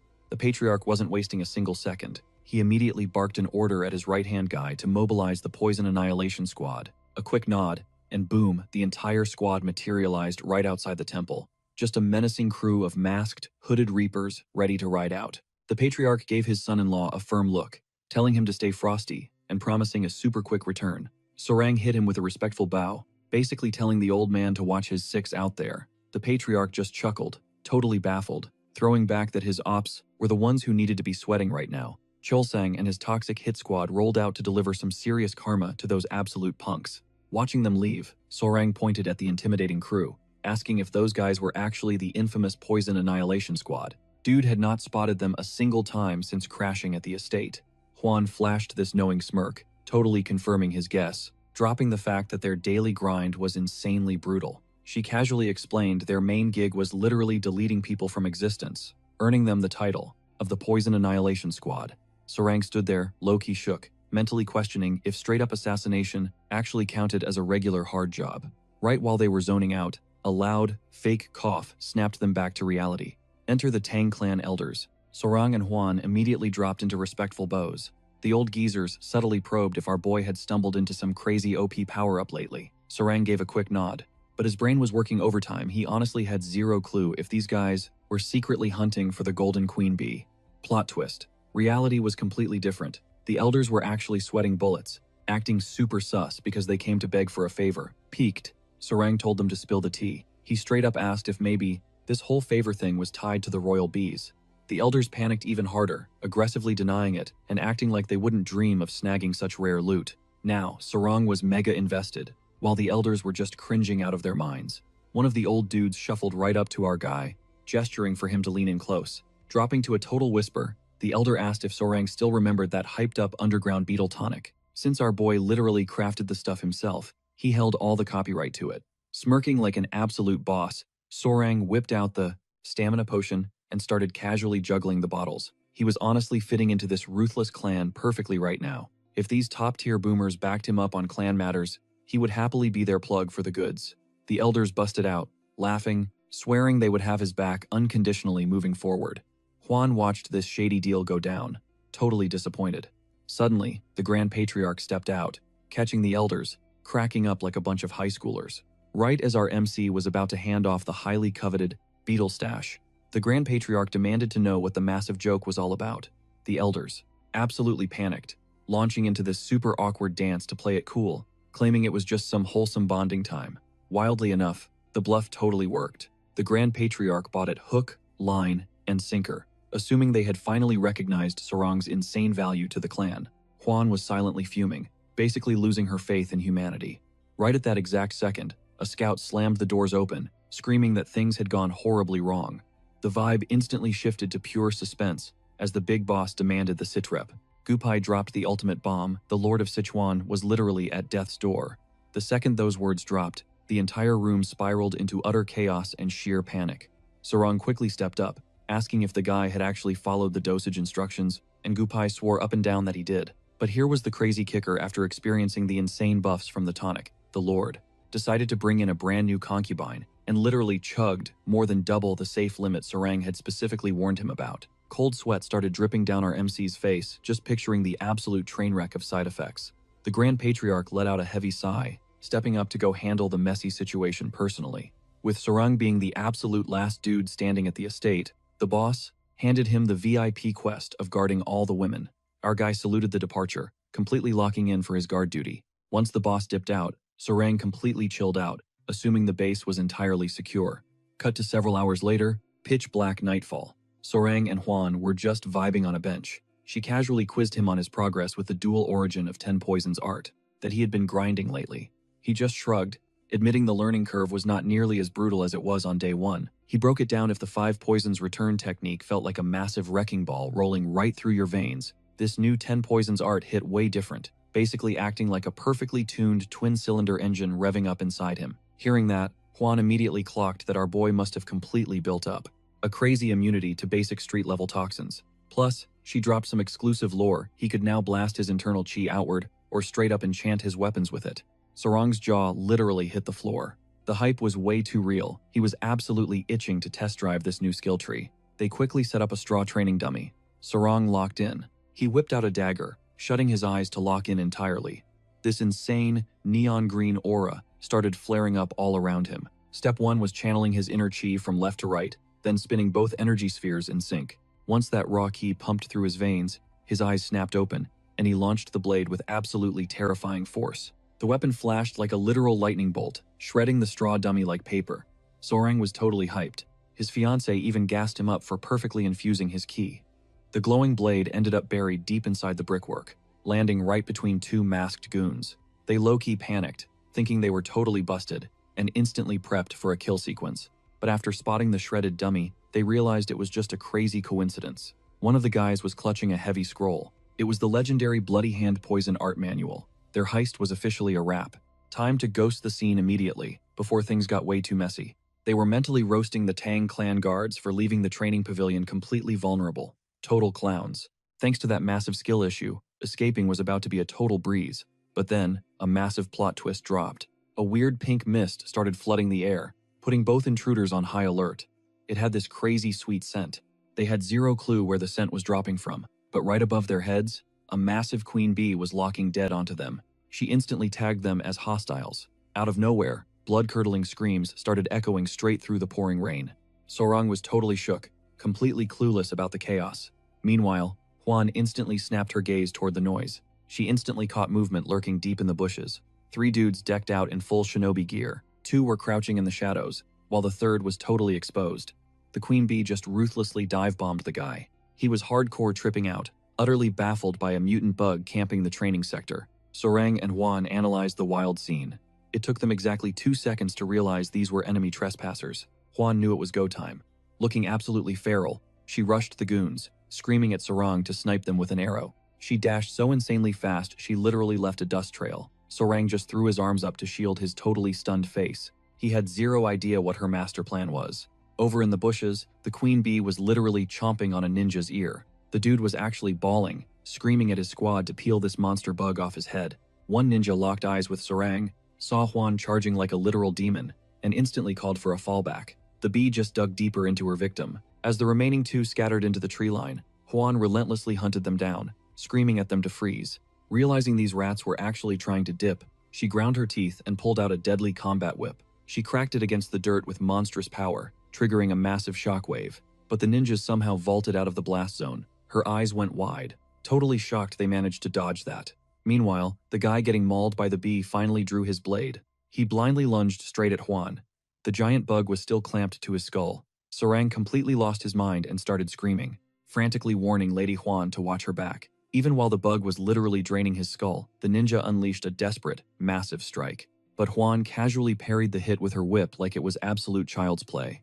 Flashing a dead-eyed glare, she instantly counterattacked. The dude barely even blinked before the leather weapon cracked inches away from his face. The crushing impact sent a brutal shockwave through his body, violently knocking the queen bee right into the air. With the target completely folded, Huan smoothly glided right behind him. The ninja blacked out, eating the dirt. Sorang's jaw was literally on the floor, still low-key stressing over her. But Huan just glanced back with this super calm aura, telling him to chill because she didn't even have a single scratch. Suddenly, this insanely toxic, dark energy started leaking from the downed ninja, making him writhe in agony. The queen bee just casually perched on Sorang's shoulder. He stared at the twitching body, sweating absolute bullets. He had zero clue who this guy was or if he was actually flatlining. Huan quietly tucked her whip away, getting hyper-focused on the creepy aura pouring straight out of the guy. She watched him quietly, trying to calculate the situation. Seconds later, the guy totally flatlined. Huan dropped the bomb he had bitten a hidden poison capsule to delete himself. Bro definitely took some incredibly heavy secrets to the grave. Nearby, another squad leader sensed the massive breach. He started screaming at the top of his lungs to raise the alarm. Huan quickly pivoted, immediately assembling a strike team to hunt the runners down. Sorang was sweating profusely, totally blown away by Huan's ruthless boss energy. She ordered him and Gu Pai to immediately fall in line. Gu Pai, the absolute menace leading the Poison Blood unit. The chase was officially on, with torches lighting up the pitch-black forest. Sorang, Gu Pai, and the clan's elites were sprinting through the dense brush. The squad point man knew the targets couldn't have gotten far at all. Looking dead serious, he ordered the squad to bag these rats no matter the cost. The veterans weren't even breaking a single sweat, but Sorang? He was literally fighting for his life, trying to keep up. Sweat beads rolled down his face as he channeled everything into firing up his 2-cylinder engine technique. Boom! He stomped so hard the earth literally shattered beneath his boots, swallowing him whole. He let out a completely unhinged scream, and the shockwave was so massive that tiny centipedes literally rained out of his clothes. Blinking in pure confusion, he whipped around, checking to see if he was actually still in one piece. Dude basically blasted a giant crater into the dirt. Gunpei and the squad instantly hit the brakes on hunting down the trespassers, and rushed over to yank him out of the rubble. After they dragged his heavy self up, he breathed a huge sigh of relief, thanking them, because he genuinely thought it was game over. But the second he glanced back down into the pit, his stomach completely dropped. A whole swarm of glowing green snakes was just locked onto him. Cold sweat drenched Soren as pure, primal terror took over. He just face-planted straight into a massive viper pit. Scanning the slithering mess, someone quickly broke it down, explaining that these reptiles always swarmed zones absolutely packed with heavy yin energy. And right now, it was their hunting season, turning them ultra-aggressive, so Soren needed to keep his guard all the way up. Our boy was quite literally sweating bullets right as one of the scales unhinged its jaw, coiled to strike. The whole vibe was incredibly off, considering tiger-striped water snakes were usually super chill and never this violently hostile. Pitch-black clouds swallowed the sky above them. Feeling the guilt trip, Soren owned up to totally killing their momentum and slowing them down. Smelling a massive storm brewing, he told the crew they needed to hustle. Gunpei and his right-hand guy instantly pivoted, agreeing completely before breaking into a dead sprint. There was zero chance they were letting those trespassers slip away now. Just a few clicks ahead, a faint light flickered in the dark. Gunpei flashed a sharp look at Soren, hyping up that they finally cornered their prey. The masked guys were absolutely raging, totally boxed into a dead end, pressed right up against a solid rock wall. As lightning cracked the sky, Gunpei's squad pulled up and locked them down in a tight circle. Slipping their hands deep into their robes, Gunpei's crew boldly declared that this little game of tag was officially over. Soren stayed dead quiet while the enemy leader shot them a lethal glare, barking the command for his guys to close in and crush them. The poison blood unit instantly flashed their lethal kunais. Not backing down, the masked goons ripped out their own steel, ready for a bloodbath. The elite Venom squad pushed forward, totally out for blood, right as one of the enemy thugs swung his heavy blade and charged them head-on. Two goons whipped flying daggers through the air, but a shinobi casually swatted them away with his blade. The attacker slammed his sword down with insane force, clashing violently against the ninja's steel. The masked squad was absolutely livid seeing how insanely overpowered this dude was. Moving faster than the eye could track, the shinobi delivered a brutal roundhouse kick straight to the guy's jaw, knocking his weapon completely out of his grip. They coldly ordered him to step back. Watching their guy get totally styled on, the poison blood squad instantly started sweating, panic setting in. But while the ninjas were busy flexing, a blur came rushing in at warp speed. It was Gunpei. He went for a flawless blindside strike, but the ninja instantly ducked under it, making him hit pure air. Gunpei just chilled for a second, silently analyzing his target. The shinobi did a few quick backflips to create some breathing room, but Gunpei just casually flicked a dagger straight at him. Mid-flight, the blade literally exploded, splitting into 3 separate projectiles. Catching that, the ninja was completely shook. He barely managed to parry 2 of the strikes, but the final blade dug deep into his shoulder, sending shockwaves of agony through his body. Clutching his bleeding arm, he watched as Gunpei swaggered up, smirking and calling him one lucky son of a gun. With 2 shinobis already knocked out cold, only this bleeding guy was left standing. The whole squad started slowly closing the distance on him. Honestly, the dude should have bought a lottery ticket because the pouring rain totally washed the lethal venom off Gunpei's blade. As Gunpei shot the bleeding ninja a total death glare, a booming, arrogant laugh echoed out. Look at all these pathetic little bugs swarming together. The entire crew froze dead in their tracks, super confused. Gunpei instantly went on high alert, locking in with a deadly serious glare, demanding the stranger show himself. Right on cue, a shadow plummeted from the rocky cliffs above, violently crashing down right in front of the injured ninja, and totally obliterating the ground on impact. The dust cleared to show a bearded old-timer, rocking a totally sinister smirk. He locked eyes with Soran's crew, absolutely radiating pure killer intent. Just sensing the insane pressure rolling off this guy made Gunpei's danger senses go completely crazy. He instantly clocked the old man as a top-tier martial arts master and screamed at his boys to fall back immediately. Meanwhile, a super dark, toxic aura started pouring out of the elder's body. Standing up straight, he flashed a villainous grin and strutted toward them.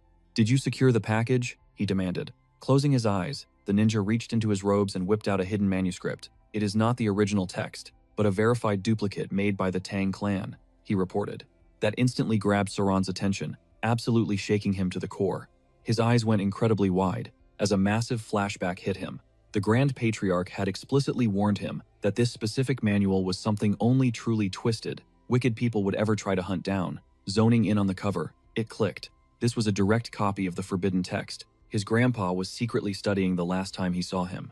Meanwhile, one of the knocked-out ninja bodies laying in the dirt was completely tied up. Chilling right next to him, Soren dropped a massive bombshell on Gunpei, that ancient book. Just a knockoff of the legendary Toxic Arts Manual. The Bloodhand's ultimate secret. Gunpei froze. Pure, unadulterated fury instantly flooded his eyes as his jaw clenched hard enough to shatter glass. The assassin handed the grimoire over to the twisted old man, who cracked it open, a bone-chilling smirk creeping across his wrinkled face. Gunpei's knuckles turned paper white from gripping his fists so tight. Who in their right mind would actually hunt down something this messed up? "Who the hell are you guys?" he barked. But the geezer totally ignored him, just calmly flipping through the cursed pages. Exactly as I thought. Since it is just a bootleg, it perfectly outlines the combat stances. But the actual core mechanics are totally missing, the old man muttered under his breath. Even so, this is plenty to work with. He slammed the cover shut, looking way too pleased with himself. Might be jumping the gun a bit, but honestly, there is absolutely zero better way to announce our massive comeback, he sneered, his smile totally unhinged. Then he dropped the ultimate command. Bloody glory. Unleash the blood cultivation arts. Wipe every single one of them off the map. A savage grin lit up Bloody Glory's face as he locked in, swearing to finish the job. Right beside his boots lay the lifeless body of his fallen squadmate. He hovered his palm over the corpse, dialing in his focus. Seconds later, a sick, crimson aura started pulsing violently from his fingertips. Then it happened. Raw blood blasted straight out of the dead guy and spiraled right into his hand. Gunpei's jaw basically hit the floor. Absolute dread washed over him the second he clocked exactly what kind of dark magic this psycho was pulling. Off to the side, Soren was literally clutching his skull, his brain completely short-circuiting at the nightmare unfolding right in front of him. The assassin's eyes glowed with pure malice as that twisted smirk grew wider. He began violently siphoning every last drop of lifeblood from the corpse directly through his skin. And in a literal blink, the lethal kunai jammed in his shoulder, clattered to the dirt, his gaping wound stitching itself up instantly. The old geezer just threw his head back and cackled like an absolute maniac, manifesting a swirling orb of raw power in his palm. His predatory glare gave it all away. This wasn't just some random thug, but a high-ranking elder, straight out of the notorious blood cult, the legendary Daggerclaw Blood Falcon himself, Lord Ganak. Soren instantly snapped out of it. He locked his jaw, ripping out his own blade, ready for war. That immediate flex grabbed Ganak's attention, and catching a glimpse of the kid's peak physical build, the freak actually started drooling. He licked his chops, his gaze practically vibrating with greed. It had been way too long since he last drained the fresh, untainted blood of a youth. The storm kicked into overdrive, rain pouring down as Ganak casually tucked the stolen grimoire deep into his robes. Flashing a sadistic grin, he barked at Yulan to bag them all alive. Because honestly, nothing hits better than harvesting that ultra-rare, high-tier young blood. The assassin gave a quick nod before they both blitzed straight toward Soran's squad. Soran gripped his weapons tighter, every single survival instinct in his body screaming at him. Face locked in absolute dead serious focus, he ordered his crew to trigger the 5-point annihilation array. There was zero chance they were letting these monsters lay a finger on Soran. Lord Ganak vaulted into the sky, his entire body radiating this insanely suffocating pressure. He cackled like an absolute psycho, straight up daring Gunpei to try and block his advance. Every single eye locked onto the aerial threat, weapons drawn and ready. Channeling his dark aura, Ganak unleashed a catastrophic strike. The impact was apocalyptic, triggering a massive shockwave that literally ripped the concrete to shreds. Gunpei instantly knew this guy was playing on a whole different level. He screamed at Soren to brace for impact. Jagged boulders turned into flying shrapnel, forcing Soren to throw his arms up just to shield his face. But in that split millisecond of distraction, the assassin ghosted right behind him, wrapping a lethal grip around his throat. With eyes dead set on the kill, he cranked up the pressure, locking him into a flawless rear-naked choke. His eyes practically glowed in the dark as he hissed in Soran's ear to just stop struggling. Because the boss man needed his premium blood harvested fresh. Soran's oxygen supply tanked fast, his vision blurring as his face flushed a desperate shade of blue. But running on pure adrenaline, he sent a telepathic SOS to his little pets. A swarm of tiny, vicious centipedes swarmed out of nowhere and ambushed the choke artist. They sank their fangs straight into his wrists and jugular, forcing the assassin to instantly break the hold. These little bugs were absolutely going to town on him. Kind of cute if you ignore the deadly venom, honestly. The assassin was completely tripped up, violently shaking his arms, trying to process what the heck was happening. Out of nowhere, a flying dagger sliced through the rain and embedded itself straight into the freak's skull. Soran was stunned. His loyal centipede squad quickly scurried back to safety, while the assassin's lifeless body randomly erupted into roaring flames. Soran shielded his eyes from the blinding heat, his brain desperately trying to piece the chaos together. Suddenly, a familiar voice shouted his name over the blazing inferno. He whipped around, his eyes totally lighting up with relief. It was Huan, the badass clan elder and absolute alpha of the Wolf Syndicate. She was the sniper behind that clutch dagger throw. Her face went dead serious. Wolfgang's jaw locked as he immediately clocked the heavy vibes. Gunpei's squad was already knee-deep in executing the legendary 5 Poisons Annihilation Array, leaving the newcomers totally in the dark about how things escalated this fast. Without hesitating, Gunpei's elite units swarmed Ganak from all angles, but the monstrous elder just casually snatched one of the warriors by the throat, a psychotic grin spreading as a wave of toxic, dark energy exploded outward. He snapped his neck toward the new arrivals. Sweating bullets, Sauron finally yelled out the horrifying truth. They were up against a literal blood cult elder. Huan's eyes blew wide open in sheer disbelief. A massive wave of shock and raw terror hit her. That was the absolute worst-case scenario. Hitting full panic mode, she sprinted straight into the war zone, screaming at her entire squad to back up Vice Captain Gunpei immediately. Wolfgang gave a curt nod, tailing right behind her as he barked the command to shift their battle formation into overdrive. We are talking the 5 Venoms Eradication, locked right inside the 9 Venoms Death Array. Ganak absolutely bodies one of the clan members, tossing his lifeless frame into the dirt like trash. But before he can gloat, Gunpei and the squad swarm him, snapping perfectly into their brand new battle formation. A twisted smirk creeps across Ganak's face. He finally pieces it together. Sauron is the guy who actually took down Takan Yang, the infamous Blood Hand Poison Claw. His eyes flash with pure malice. He starts trash-talking Takan, calling that big, bad Blood Hand title a massive fraud. I mean, getting chewed to pieces by a bunch of basic centipedes? What a total joke. Wolfgang is absolutely not having it. Disgusted by the old creep's vibe, he barks at him to shut his mouth. He straight up tells Ganak his fate is sealed, he is getting buried right here, right now. But that threat? It just makes the psycho smile wider. He completely loses it. Thick, suffocating demonic energy explodes from his core. He dares Wolfgang and the crew to pull up if they have the guts. The sky rips open, heavy rain pours down, and sparks fly. It is go time. Chaos hits fast. One of the clan members takes a brutal hit. Sauron scrambles to patch up his bleeding arm, while the guy grunts in sheer agony. Sauron begs him to hang in there. His hands are shaking as he wraps the wound. Things are looking insanely bleak right now. The squad is running on fumes. Suddenly, Ganak lunges, snatching another clan member right by the throat. Flashing a demonic grin, he activates his foul arts, literally draining the lifeblood out of the poor guy. Watching this drops the team's morale to absolute zero. This blood cult freak is literally using them as health potions. Fully recharged, Ganak launches a lethal strike straight at Huan. The impact sends Huan flying, smashing violently into a massive tree trunk. Still wrapping bandages, Soren snaps his head up, panic setting in. Huan crumples to the dirt, gritting her teeth as intense pain wrecks her body. Sauron drops everything, spinning around to check on her, rushing over, desperate to make sure his future wife is okay. He grabs her by the shoulders. He frantically asks how bad the damage is. She tries to play it off cool, whispering that she is fine, before immediately coughing up a mouthful of dark blood. She tightly grips Soran's hand, completely catching him off guard. Her eyes are heavy with exhaustion as she looks up at him. She begs her future husband to fall back to the estate and call in the cavalry. She spits hard facts they simply do not have the firepower to drop Ganak right now. Sauron grinds his teeth, pure frustration boiling in his veins. The worst part? He knows she is absolutely right. Boom. Ganak strikes again, sucking dry yet another poor soul from the clan. Gunpei and the front line are forced to scatter. The reality check hits hard. Sauron is dead weight in a high-level clash like this. Wolfgang, sweating bullets, orders Sauron to dip out and grab backup before they all get wiped.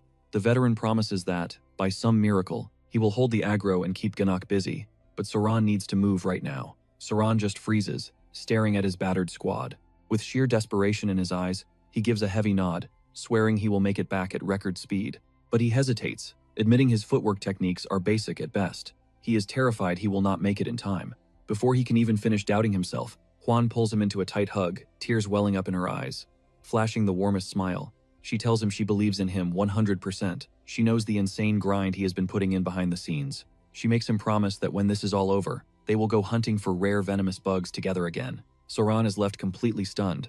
Huan gives his shoulders one last reassuring squeeze. She orders him to run, no looking back. Without skipping a beat, she charges right back into the bloody meat grinder to back up the team. Sauron stands there, glued to the spot. His mind is racing, his heart shattering.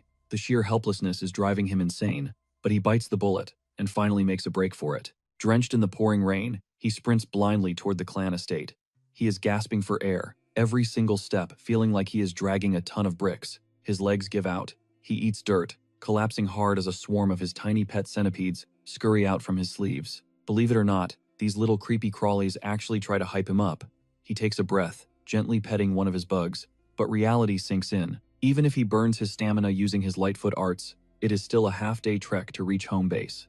And let us be real, the clan's heavy hitters are not even in town. Even if he sounds the alarm, the backup will not make it in time. The storm rages harder. Kneeling in the mud, Soran stares into the void. A dark realization hits him like a truck. Why on earth did they actually send him for help? The truth clicks. It was a suicide mission for them. They just wanted to guarantee he got out alive. His fists clench so hard, his knuckles turn white. They sacrifice themselves because he is the rookie, the weak link, the kid who needs protecting. He questions everything. Is this what Muram chivalry is actually about? His mind flashes back to the clan leader. That genuine, warm smile when the old man told him he was officially one of them. That word family echoes in his head on a loop. He always had imposter syndrome, convinced he was just an outsider crashing at their place. A flood of memories washes over him. All those epic moments, Juan and the crew laughing, reaching out to pull him up when he was down. They never saw him as a stray. They always saw him as blood. Sitting there in the storm, a deep, burning sense of shame washes over him. He was the only one who felt like a total outsider in this family. Soran flashed a smirk, gently rubbing one of his pet centipedes. It hit him hard. These guys were way too soft-hearted to be a ruthless assassin clan. Pushing himself up, his eyes locked in with pure resolve. It was time to rescue Mom. The little crawlers let out the cutest chirps, totally hyping him up. Soran dashed forward, absolutely dead set on pulling off this rescue mission. He needed a big brain play. Those blood cult freaks literally healed themselves by draining people dry. Luckily, this forest was an absolute goldmine of toxic frogs, lethal plants, and venomous reptiles. Sprinting through the brush, Soran suddenly slammed the brakes. Right in front of him, a massive snake pit. He stayed dead silent, gears turning in his head. The whole crater was absolutely crawling with vipers, practically glaring daggers at him. Catching the scent of the enemy, one of his baby centipedes started tweaking, getting totally aggressive. Stroking its shell with a chill smile, Soran told the little guy to stand down, promising he had this under control. He plucked the bugs from his jacket, dropping them on the dirt. One instantly snoozed, while the other two literally started crying. Wasting zero time, Soran ditched his pets and sprinted straight for the pit. Without hesitating for a split second, he swan dived right in, instantly pulling all the aggro. A cocky grin spread across his face. He was the main character, absolutely flawless, and he was doing this his way. These blood-spotted reptiles went by the name floral snakes. Sure, they looked kind of aesthetic, but make no mistake, they were lethal vipers. The moment Soran touched down in the nest, dozens of them swarmed him, instantly coiling, tight around his limbs, sinking their fangs into his arms and calves.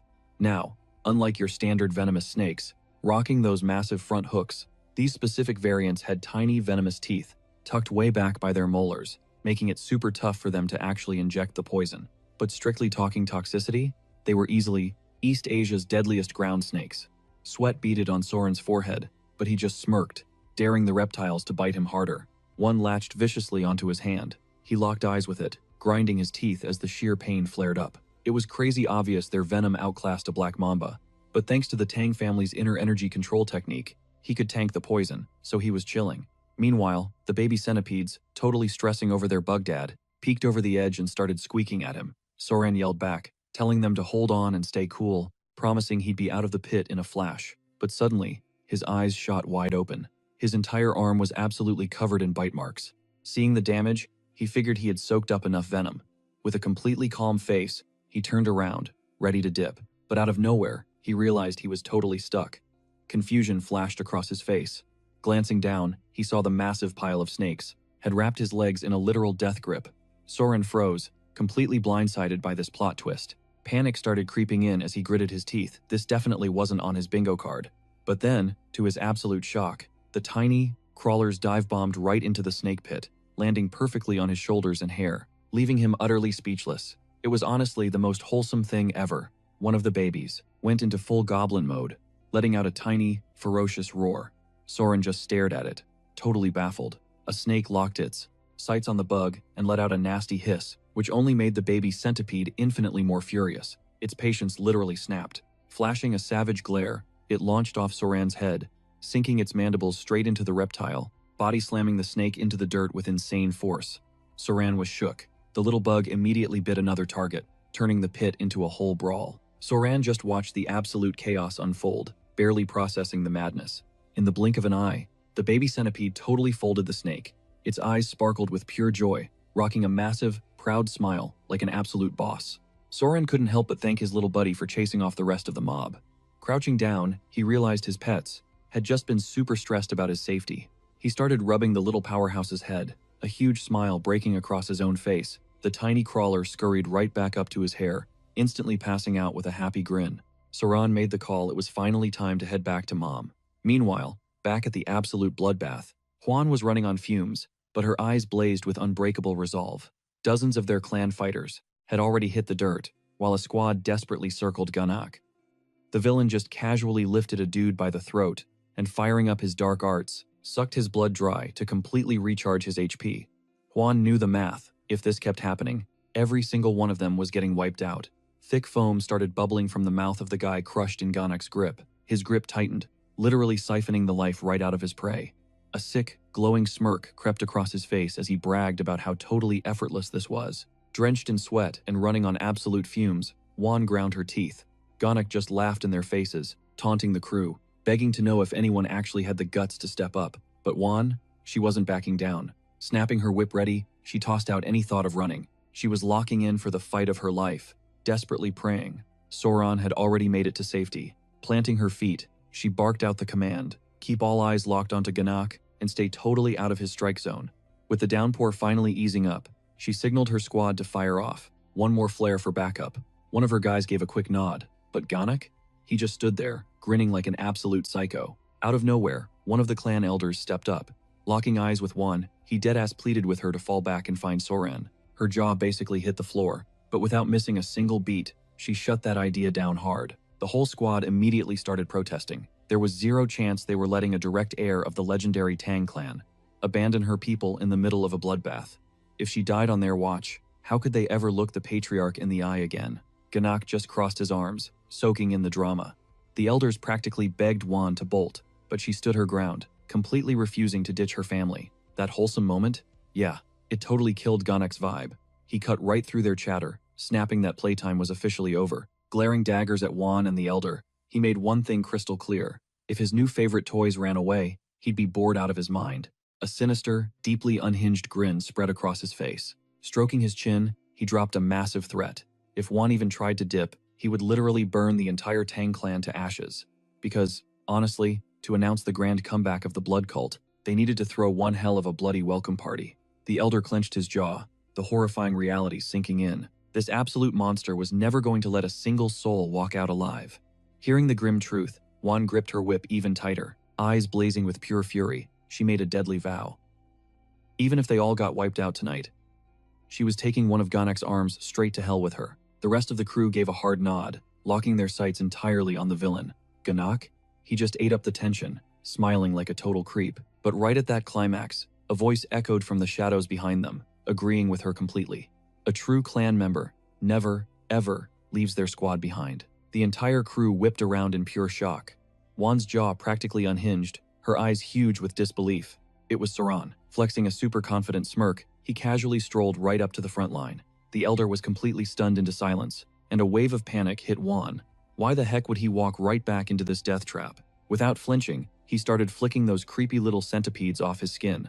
Closing his eyes, he told the crew to hold the line, loudly declaring that the Tang clan literally never folds and never ghosts their own. Tearing off his shirt, his gaze sharpened into pure, unadulterated resolve, proving once and for all that he carried that fierce Tang blood too. In a flash, he ripped out his weapon and threw himself straight at the boss. Seeing the boy charge in, Ganak's face lit up with a totally unhinged, thrilled grin. Juan's heart completely dropped, screaming at Soran to stop right there. But Ganak was already gearing up for the kill. The villain had literally given him a free pass to live, yet here this kid was, walking right back into the slaughterhouse. In Ganak's eyes, Soran was acting like an absolute clown. Soran pushed his offense to the max, but Juan watched in absolute horror as Ganak effortlessly snatched the boy right by the throat. Ganak's eyes sparkled with twisted joy. Reaching out, he beamed at the fact that Soran was basically hand-delivering his own vital fluids. He slammed his palm straight against Soran's core, eager to taste his power, forcing the kid to grit his teeth in agony. But Soran had zero quit in him. He perfectly timed a block with his forearm. That didn't stop the villain. Flashing an evil smirk, Ganak just started draining him anyway. He brutally roasted Soran, mocking the kid for forgetting that veins literally run through arms too. The terrifying suction effect kicked in, viciously ripping the life force right out of Soran's trapped limb, sending shockwaves of pure agony through his body. Watching him get drained alive, Juan and Gupe went into full panic mode. Pure dread spiked in their chests, and Juan frantically screamed out the order to jump in and save him. While the bloodsucker kept gorging himself on Soran's energy, the duo sprinted headfirst into the danger zone. Ganak was having the time of his life. It had been way too long since he tasted the rich, powerful essence of a fresh fighter. But right before the rescue squad could actually tag him, Ganak stomped the earth with massive force, tossing Soran aside like a ragdoll. Triggering his insane full blood wave technique, he literally shattered the terrain, unleashing a massive shockwave. Gupe and the crew went flying backwards, slamming brutally into the dirt. Thankfully, Juan's reflexes kicked in, and she managed to catch Soran midair. Fully juiced up on stolen power, Ganak started flexing a cocky grin. These guys had been a huge pain all night, throwing hidden weapons around like annoying little gnats. But thanks to Soran's delivery service, he just wiped the entire board in one single move. Completely drained, Soran blacked out. Looking absolutely devastated, Juan hovered over him, shaking him desperately to wake up. Claiming it was his twisted way of saying thanks, Ganak offered to give the boy a quick, painless death. Shielding him with her own body, Juan screamed that she'd never let that happen. But right at that cliffhanger second, Soran violently coughed, his eyes fluttering open and pulling Juan's focus. And out of nowhere, Ganak froze, thick white foam rapidly bubbling out of his mouth. He shrieked, demanding to know what Soran had done to him. Chunks of his hair just started shedding like dead autumn leaves, and his face literally began aging in real time. Pure terror flashed in his eyes. It finally clicked for him. He was getting completely wrecked by an energy-draining poison. His strength just evaporated into thin air, leaving him violently shaking. In his mind, this was flat out impossible, because the blood cult's sacred inner techniques were supposed to make him completely immune to energy-draining toxins. He clawed at his own face, absolutely losing his mind, because none of this made any sense. He frantically screamed, begging to know who the hell Soran actually was. But Soran? He just casually sat back with a smirk, pointed a finger right at him, and dropped the ultimate mic drop. He was his absolute natural predator. Seeing Soran totally fine, a massive wave of relief washed over Juan. But slowly, the venom started cooking Ganak from the inside out, making him violently shiver in pure dread. Getting completely clapped by some random kid, it shattered his whole reality. But Soran's own gas tank was hitting empty. Running on fumes, he shot Juan an exhausted glance and hit her with a wild confession. Juan's eyes practically popped out of her head, completely blown away, leaving her utterly speechless. Meanwhile, Ganak locked his unhinged, fury-filled eyes dead onto Soran. Cold sweat dripped down his face as he aggressively ground his teeth. He had zero clue what kind of cursed magic Soran just pulled on his body. Panic fully set in, because the second he absorbed Soran's blood, his own body completely stopped taking his orders. He stumbled forward, screaming that world domination for the blood cult was literally right at his fingertips. Going completely feral, he charged straight at Soran, swearing he absolutely refused to die like this. All rationality went out the window as he unhinged his jaw and lunged in for a lethal strike. Catching this out of the corner of her eye, Juan instantly whipped out her weapon, clenched her jaw, and dropped into a combat stance, knowing things were about to get incredibly messy. Right before Ganak could close the distance, she sent her whip snapping through the air with insane speed, coiling it directly around his throat and unleashing absolute agony. She gasped, totally dumbfounded by what just happened. She genuinely couldn't believe that attack actually connected. Desperate, Ganak clawed at the leather with both hands, violently trying to rip himself free. A literal shadow demon, an elite martial artist like him, completely failed to dodge a basic strike. Vengeful light flared in his eyes, foaming at the mouth like a rabid dog. He was utterly enraged, his brain short-circuiting, trying to figure out how Soran nerfed his legendary blood arts. Even if he grinded this kid's bones into dust and drank them dry, it wouldn't be enough to reverse the damage. Spitting absolute venom, he rushed Soran like a total maniac, vowing to slaughter everyone and declaring the glorious return of the blood cult. Juan's eyes locked onto him in pure panic. White-knuckling her whip, her face contorted into sheer rage, and she screamed at the old geezer to just shut up and die already. Before Ganak could even take one more step, she yanked the whip and literally decapitated him on the spot. His severed head went flying, landing directly at Gupai's feet, who just stared at it completely bewildered. But then, a massive, hyped-up grin spread across his face. They actually clutched the win, and the monster was finally dead. The clan elder instantly sprinted over to Soran and Juan to check if they were still breathing. The entire clan erupted into hype cheers. Their fierce lady had just straight up beheaded a top-tier blood cult elder. Still processing the insanity, Juan frantically asked Soran what just went down and how he managed to nerf Ganak so badly. Soran totally caught her off guard by randomly calling her big sister. The second those words dropped, her cheeks flared bright red, completely flustered. Soran was sweating bullets with massive dark circles under his eyes, yet he somehow kept this goofy smile plastered on his face. Then, he casually dropped that he needed a tiger-striped water snake to bite him to cure the poison. Seeing him fading fast, Juan went into full panic mode, completely lost on what was actually happening to him. The color fully drained from Soran's face.